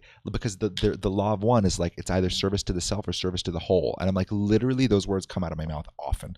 Like, that's fucked up. That, like, the second period, that's the definitions of the first and second paradigm in the fucking original Ascension Manual. The fact that we're saying they're the exact same words, but it feels so different. Like, I need to know why. Like, how the fuck? Because like, you can't just teach something that's good but then have it be dark, right? Like, if it's actually good information, it's like how, and they seem to actually teach elements of the nature of reality, leave out God, like deconstruct people's worldviews, and then just kind of I don't know where this work goes, but that seems to always be it. Is they teach you actual things about how reality works, but then they deconstruct and they get you to kind of dissociate, and then I don't know. I mean, I think the main outcome is always like, just get the fuck out of the way. Just fucking do whatever the fuck you're gonna do that basically does nothing in reality, and get the fuck out of our way. I think is often where it goes, but each work has its own unique thing. Steiner's was like the fucking child demon recruitment program. I'm curious to see where the law of one goes, but I want to do this for everything. Yeah, everything. That's great. Everything. Okay, you do that, and then I'll talk shit about internet influencers. Yeah, that's it. That's gonna be that's gonna be our work. That's us in a nutshell. Yeah. Yeah, I can't even. I want to touch on two things, but one of them, I can't even believe how much freer I feel to talk. It's so crazy. Yeah, it's awesome. It's crazy that I guess this is another iteration of the beginning of 2020 when I was like running everything by my friend. And then I like stopped doing that, and I told her, I was like, I think our friendship's going to change because I'm not going to run shit by you anymore. I'm just going to go to the internet and say what I'm thinking. Yeah. This feels like another level of that same thing. Like, it's like, oh, I'm not going to edit out anything. I'm just going to say exactly what I'm thinking if we were sitting here in person. Yeah. Like, yeah, you've emotionally arrived, which is crazy to really think about it. You've emotionally arrived at what you believe, which is that you're backed by God. Yes. When you can actually feel that emotionally, it's fucking so cool. It's so liberating. It's so fucking cool. Yeah, I don't feel that like block in my throat or like tightness in my chest or like whatever I used to feel that was just like perpetually there. Yep. And I always still felt like I was saying what I had to say. There were obviously times when I didn't, and I was like, oh fuck, I could have said something. Yeah. But like, it's so, it just feels so much more integrated now, and like there's not this like hyper charge around it. Like, it's not so it's just like, whoa, she said that. Oh fuck, I can't believe she's just talking about that person online. Like, whoa. I feel I'm barking up, guys. I'm barking up. I feel similar about talking about like really getting into the shit, like getting into the like even going into the law of one stuff. Like, I don't know that I would have had a much harder time talking about it before, not even because I wouldn't have agreed that it feels dark, but because I couldn't quite find it and I couldn't quite tease it out, and because the words were so close. Like, there was an element of doubt in there. Like, it's like, I think this is wrong, but now I'm like, I'm intuitively getting this is wrong, and I know that for a fucking sure that it's wrong. I know for a fact that it's dark. I trust that 100%. Now I need to find out why. Yeah. And it's so fucking different. Yeah. Because before it's like, I have a feeling and I hope I'm right, but if I'm not, I can't talk about it quite yet. You know, it's like this, like, it's like this unsure fucking docile, like questioning child. Yeah. Okay, that was one thing I wanted to say. Yep. The other thing was about my dream. So, you know, the demons came last night, and I tried to rebuke them with Jesus. Didn't work because it never works. But then I was with this whole group of people, and I don't know who they were, but I found something. We were walking, and I found something that I had put there from a previous life. And then I was like, oh my God, this is what we were looking for. I was like, oh, I put this here from my last life. And I was like, guys. I was like, we have to come back here. Like, this shit's fun. Like, I was like trying to rally everyone to like sign up for another round of this human experience. Yeah. It was cool. That is cool. Yeah, I liked it. Yeah, because they were kind of like, oh, I don't want to come back again. Like, this is so hard, you know? And they have like, everyone had backpacks on, and it was like definitely like dystopian and dusty, and like it was like that kind of feel. And like they were kind of not really feeling what I was saying, but I was like, guys, this is from my past life. We can plant something now from this one that we'll need when we come back. That's funny. It's like trying to reason with them That's and funny. make it make sense. And then I was trying to remember other lives, or like which was a dream and which was a real life. And yeah. I was on a similar thread recently too, funny enough. They were pushing me. They were pushing me pretty fucking hard. I was sitting outside and I realized I forget exactly what got me there, but it was exploring what light was without darkness here, like what the purpose of physical reality is beyond darkness, right? So like, let's say this all works itself out and then darkness doesn't exist anymore, like everything is God. Does physical reality still serve a purpose? That's what I was asking. And they were like, yeah, but like that's the actual purpose of what physical reality is for. And I was trying to get them to tell me, but it's hard because they have to use my neural circuitry. So like, it's also, I have to kind of like push. And I was, so they were like, what do you think it would look like? You know, and it was basically like everything would be like so precise and like so good and so awesome. It was just fucking platitudes. I couldn't find it. And they were like, no. I was like, I can't find it. They're like, no, you got it. You already know. Oh yeah. They're like, no, you got it. I feel it. So they kept pushing me, and I was like, well, it's just be light. And they're like, yeah, so what would that look like? And I was getting annoyed. I was like, I don't fucking know. But it finally started to click, and I started to like see around the corner a little bit. And it's fascinating, right? Like if it's just us, right? The cutting edge, we're just like, it's just us. Imagine it's only us that we're here, this civilization, and we're all like tapped in and we're doing our thing. There's a collaborative effort in that our actual souls grow. And that's actually the purpose. And so it chunked back out to the larger picture of God and how essentially my understanding as it is now, and I guess the second paradigm, like creation story, is that originally there was God and God individuated itself. Not like fragmented down, but individuated. And that word's really specific. So when we'll say individuated souls, there's this element of God has within it, I think this is the easiest way to think about it, God had within it every possible highest good, every iteration of it, and all of them could technically be just as good. And it's hard to know what to exist inside of because you never really know if there's some other good other than the thing you're existing inside of.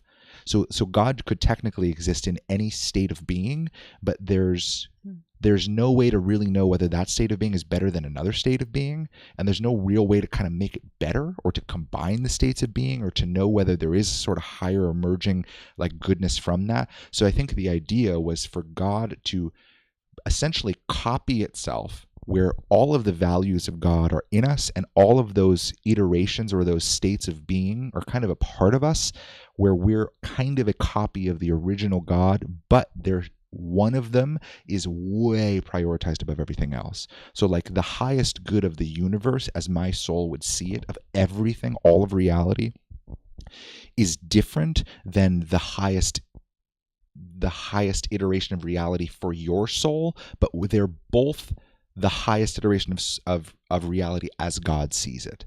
We seem to be a copy of one iteration of the best possible thing possible. And that's our soul value. So we're sent to a place where that doesn't fit here because we think that the best possible thing is something completely fucking different than what's happening on Earth.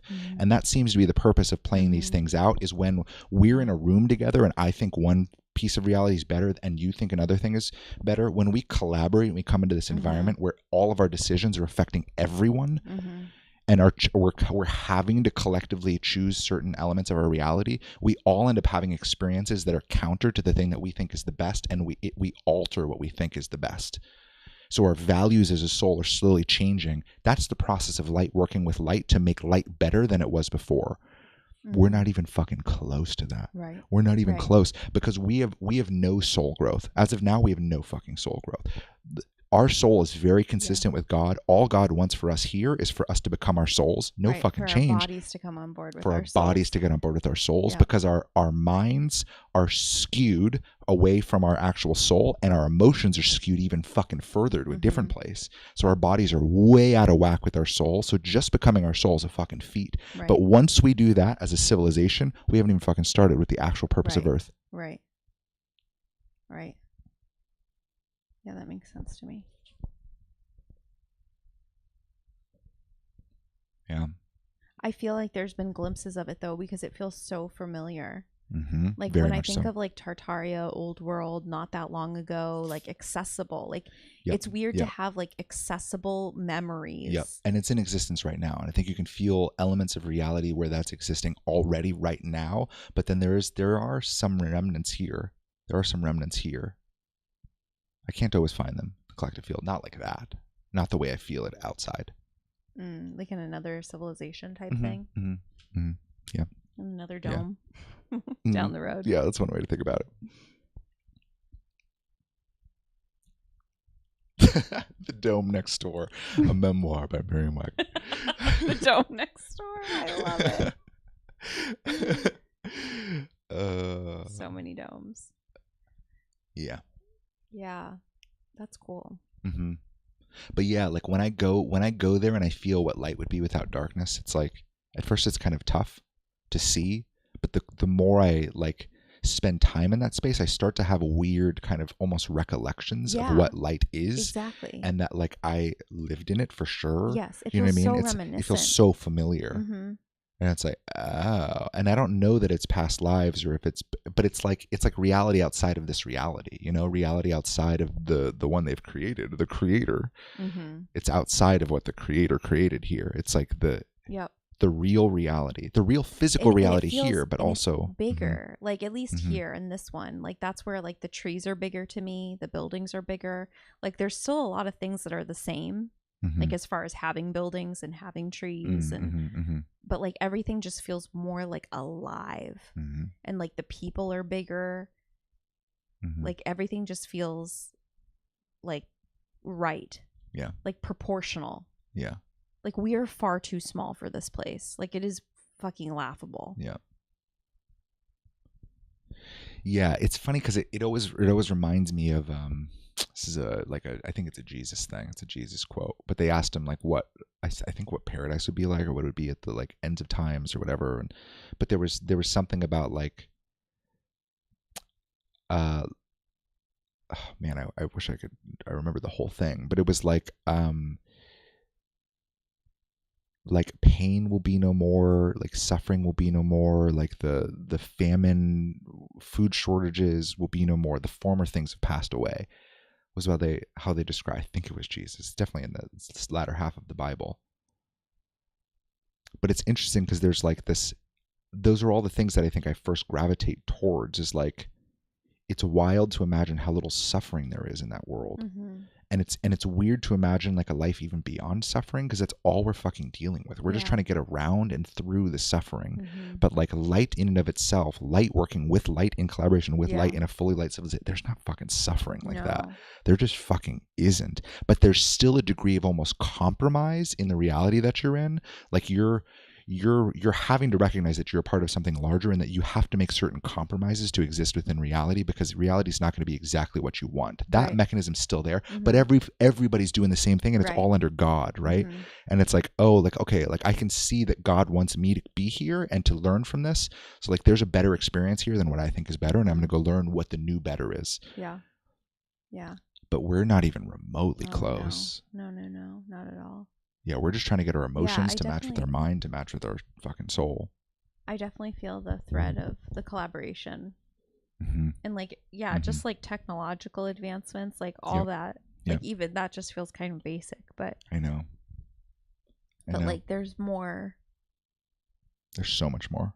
And like more recognition, like in the eyes of others. Like it's not 100%. the like mask and like eyes down and like sick gloves, like whatever. Like that's like not even like it's like that's just. And you're certainly nurtured from because your parents' generation are already light.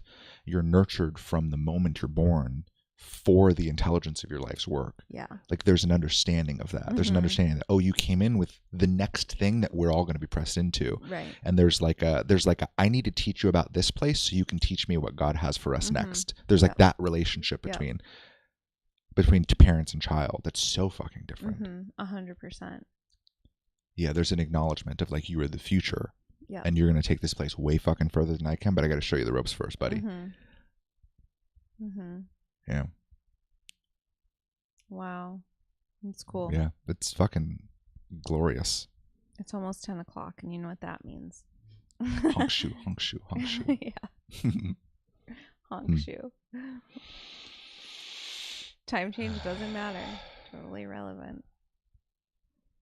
Oh yeah, 2 more minutes, huh? Then I take off all my clothes. Yeah, that should take some other clothes. Then we go to our late stream. Oh God. Yeah, this was a good chat. What did Emil say? Emil said something long.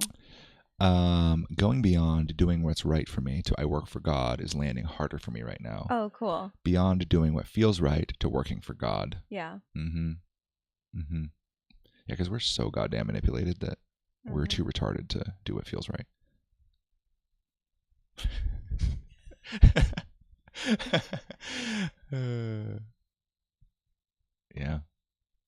Yeah, it does change things. I like knowing that there's an intelligence that can work with my retardation to actually do something good here. Yeah. One healer lady I worked with back in the day, I talked about her before. We did like land work and stuff together, and she was basically saying like it's as if they're communicating with the Neanderthal. Like she's like, imagine like they're trying to communicate with me. She's like, they're just trying to get me to press the letter A on the keyboard. Like, just imagine like going to a Neanderthal and putting like a typewriter in front of him and like trying to communicate to him to press the letter A. Like he's this. Yeah, she was talking about how hard it is to like get like the clear. Yeah. She was teaching a whole body of work that I don't know that it was necessarily light, but I participated. Yeah, but like having any etheric map is really fucking novel when you're trying to explore spirituality. Yeah. Anyone who she was even definitely has a mapper. Any map at all is so fucking useful. Yeah, she was a mapper, and then me and another one of her students, like, well, more so the other student, like blew through her map, like blew it to smithereens. Oh yeah. And then Anne in Colorado, and Anne was asking her. Anne was like, "Hey, like." She's like, I'm getting this intuitively, like, I'm getting all these things, like, and the teacher was like, no, that's not possible. Like, that doesn't exist. Like, you could only go up to like a certain like level, like 24 or something. But Anne was going up to like 6,000, like just like, oh yeah. It was just so out of the map. So then there was kind of like a falling out, and Anne kept getting brighter, in my not so humble opinion, and she just seemed kind of muddled down. But that was also when I was having like dark psychic attacks too. I did a whole live on that. So I wouldn't say I was working with benevolent. That's when they called in the White Brotherhood, which to me looked like the KKK. It was so fucking weird. I remember asking my friend Kara, I was like, did you see what the KKK has when she calls in the Brotherhood? And she was like, yeah. Oh yeah, that's so like, funny. Okay, because I felt crazy. Yeah, you just go along with it. You go along to get along. I know. And then I was made wrong because I didn't call them out in reverse order, because you had to call in all these entities in order and then reverse call them out. And if you skipped one, that's why you would have a headache after. Not just because you were interfacing with demons on the astral plane. No, it's because I reversed forgot to call out the Deva of the Rose. Yeah. Fuck. Yeah, it was wild. Fuck. I know. Man, I'm excited for your Law of One recap. Thanks. Yeah, I want to do it with a bunch of shit. Yeah. A bunch of shit. It's not even that it's going to be the Law of One first. They're using it as an example so that I can start pulling from this feed, because I think this is the feed I'm pulling for the rest of my goddamn life. It's like... Yeah, like I'm recognizing I have to be willing to like go much deeper into the collective field and like get my fucking hands dirty a little bit. Yeah, that's good. Yeah. Yeah, I like it. It feels right. Yeah. And then if people are like, well, Miriam, why don't you like Joe Dispenza? I'm like, have you seen our video? David made a video on it. So I don't fucking like it. What, do you just feel into him? He feels fucking dirty, nasty. Oh, I would love that. Yeah, that like gets me hard. To fucking have a whole library of all these fucking videos where you can be like, where you can send people to them. Yeah, that's fucking, that's great. Well, Joe was asking me recently what I thought of I'm not hard. what I thought of Joe Dispenza, and I was like, no, hard no. Yeah. I have nothing. I have no basis for. I don't even fucking know him. I don't know anything that he teaches. Yeah. Is he the color graph guy? No. Or that's someone different? We don't have to get into it. But Spiral dynamics. That's him? is different. Oh. Is different from Joe Dispenza. Joe Dispenza does like meditations and stuff. He's honestly who we base Brian Bruce off of. Oh, okay. Because he's that kind of guy. Like he's a doctor of something, but it's not fucking quantum mechanics. I'll tell you that. It's like something like embarrassing, if I remember like right. He's a gynecologist. Yeah, it's like that. I think it's that kind of thing. But then he uses that and he teaches spirituality from like a quantum mechanics perspective. People quote him like all the time. Oh, very much so. Very much so. Yeah, yeah. So I that's on my like list. That's on my list. The spiral dynamics is also on my list. And then the power versus force, David R. Hawkins guy. That's the chart with the numbers of like 1 to 1,000, and up at the top is peace. Oh yeah, it's like shame or guilt. Shame and the guilt, red. and then and then it goes. But then the red is spiral dynamics. And then it goes up to like. Yep. That's man. What is his name? I forget his name too. It's not David R. Hawkins. Ken Wilber. Yeah. It's all fascinating. Get dirty, big boy. Yeah, get dirty, big boy. Thanks, Ben. Thanks, Ben. Thanks, Ben. Thanks, I appreciate it. Thanks for the affirmation. Yeah, no, it's great. That works for me because I'm not an explainer. I'm just a hard no to most things, and people want to know why, and I have no reason why other than like, can't you feel what I feel? Yeah, I think stuff like that's fascinating, and we can maybe unpack it live, maybe. But then I think I could also do videos and just sit down and try to unpack it. I imagine you do well-produced videos or something. Yeah, and I can probably even do like slides and stuff. Probably not. Do like a whole I probably course. Won't record it live. Yeah, but it'll be a little mini course on like why I don't like the law of one, essentially, which is wild. I could have never made those videos before. That's so cool. This makes me so fucking happy ballsy too. It's so real. Yeah. I know. Why the law of one sucks donkey dick? That's what the clickbait title can be. Right. Suck on this law of one.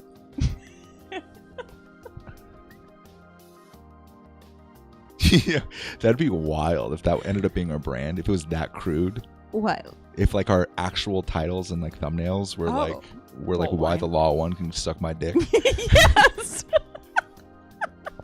That'd be wild. That'd be wild. I think that makes it better.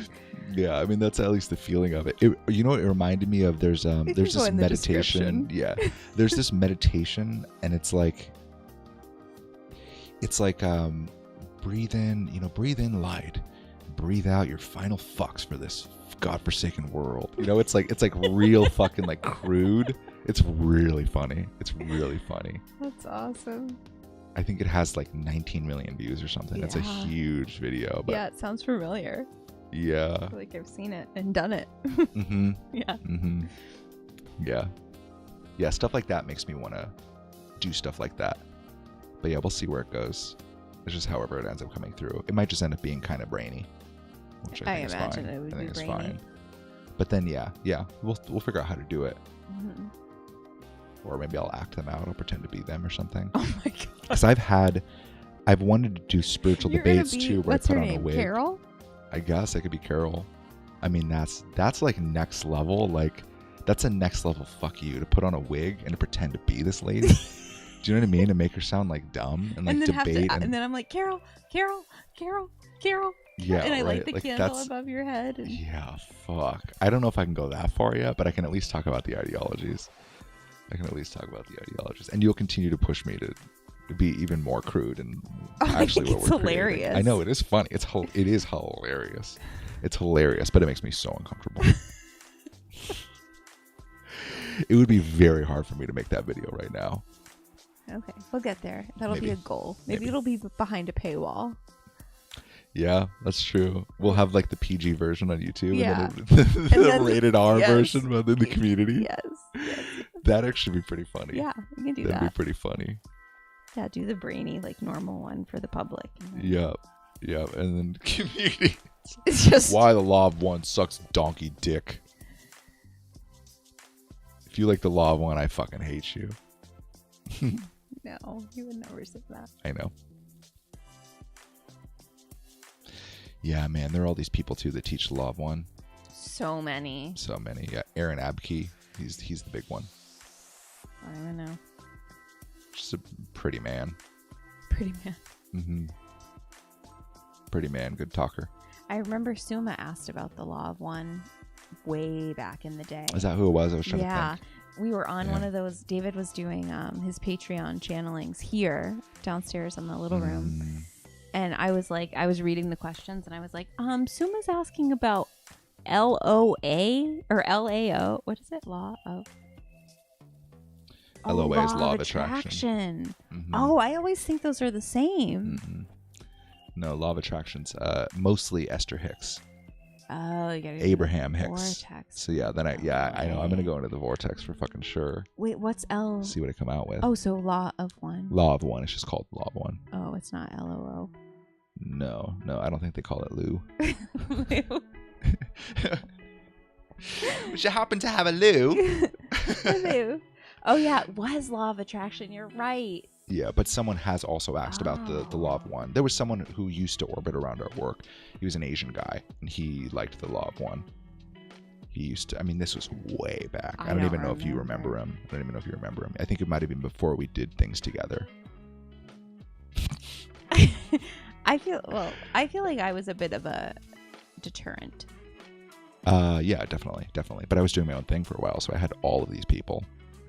I know, and then I appeared and everyone laughed. It was okay. It was kind of not in a bad way. No, not in a bad way. We started doing stuff together, and basically just the people that were actually aligned to be there stuck around. Yeah. Yeah. I know. That used to it's not hurt my feelings in a very long time, but in the beginning, that was definitely something I was insecure about. Yeah, that makes sense. It was so obvious. Yeah. And plus I sucked. I was so docile and insecure, and I had you on a pedestal and thought you knew everything and I knew nothing, and now I'm like, I know everything. Yeah, good. You still know a lot, good. but you still know a lot, but I know everything.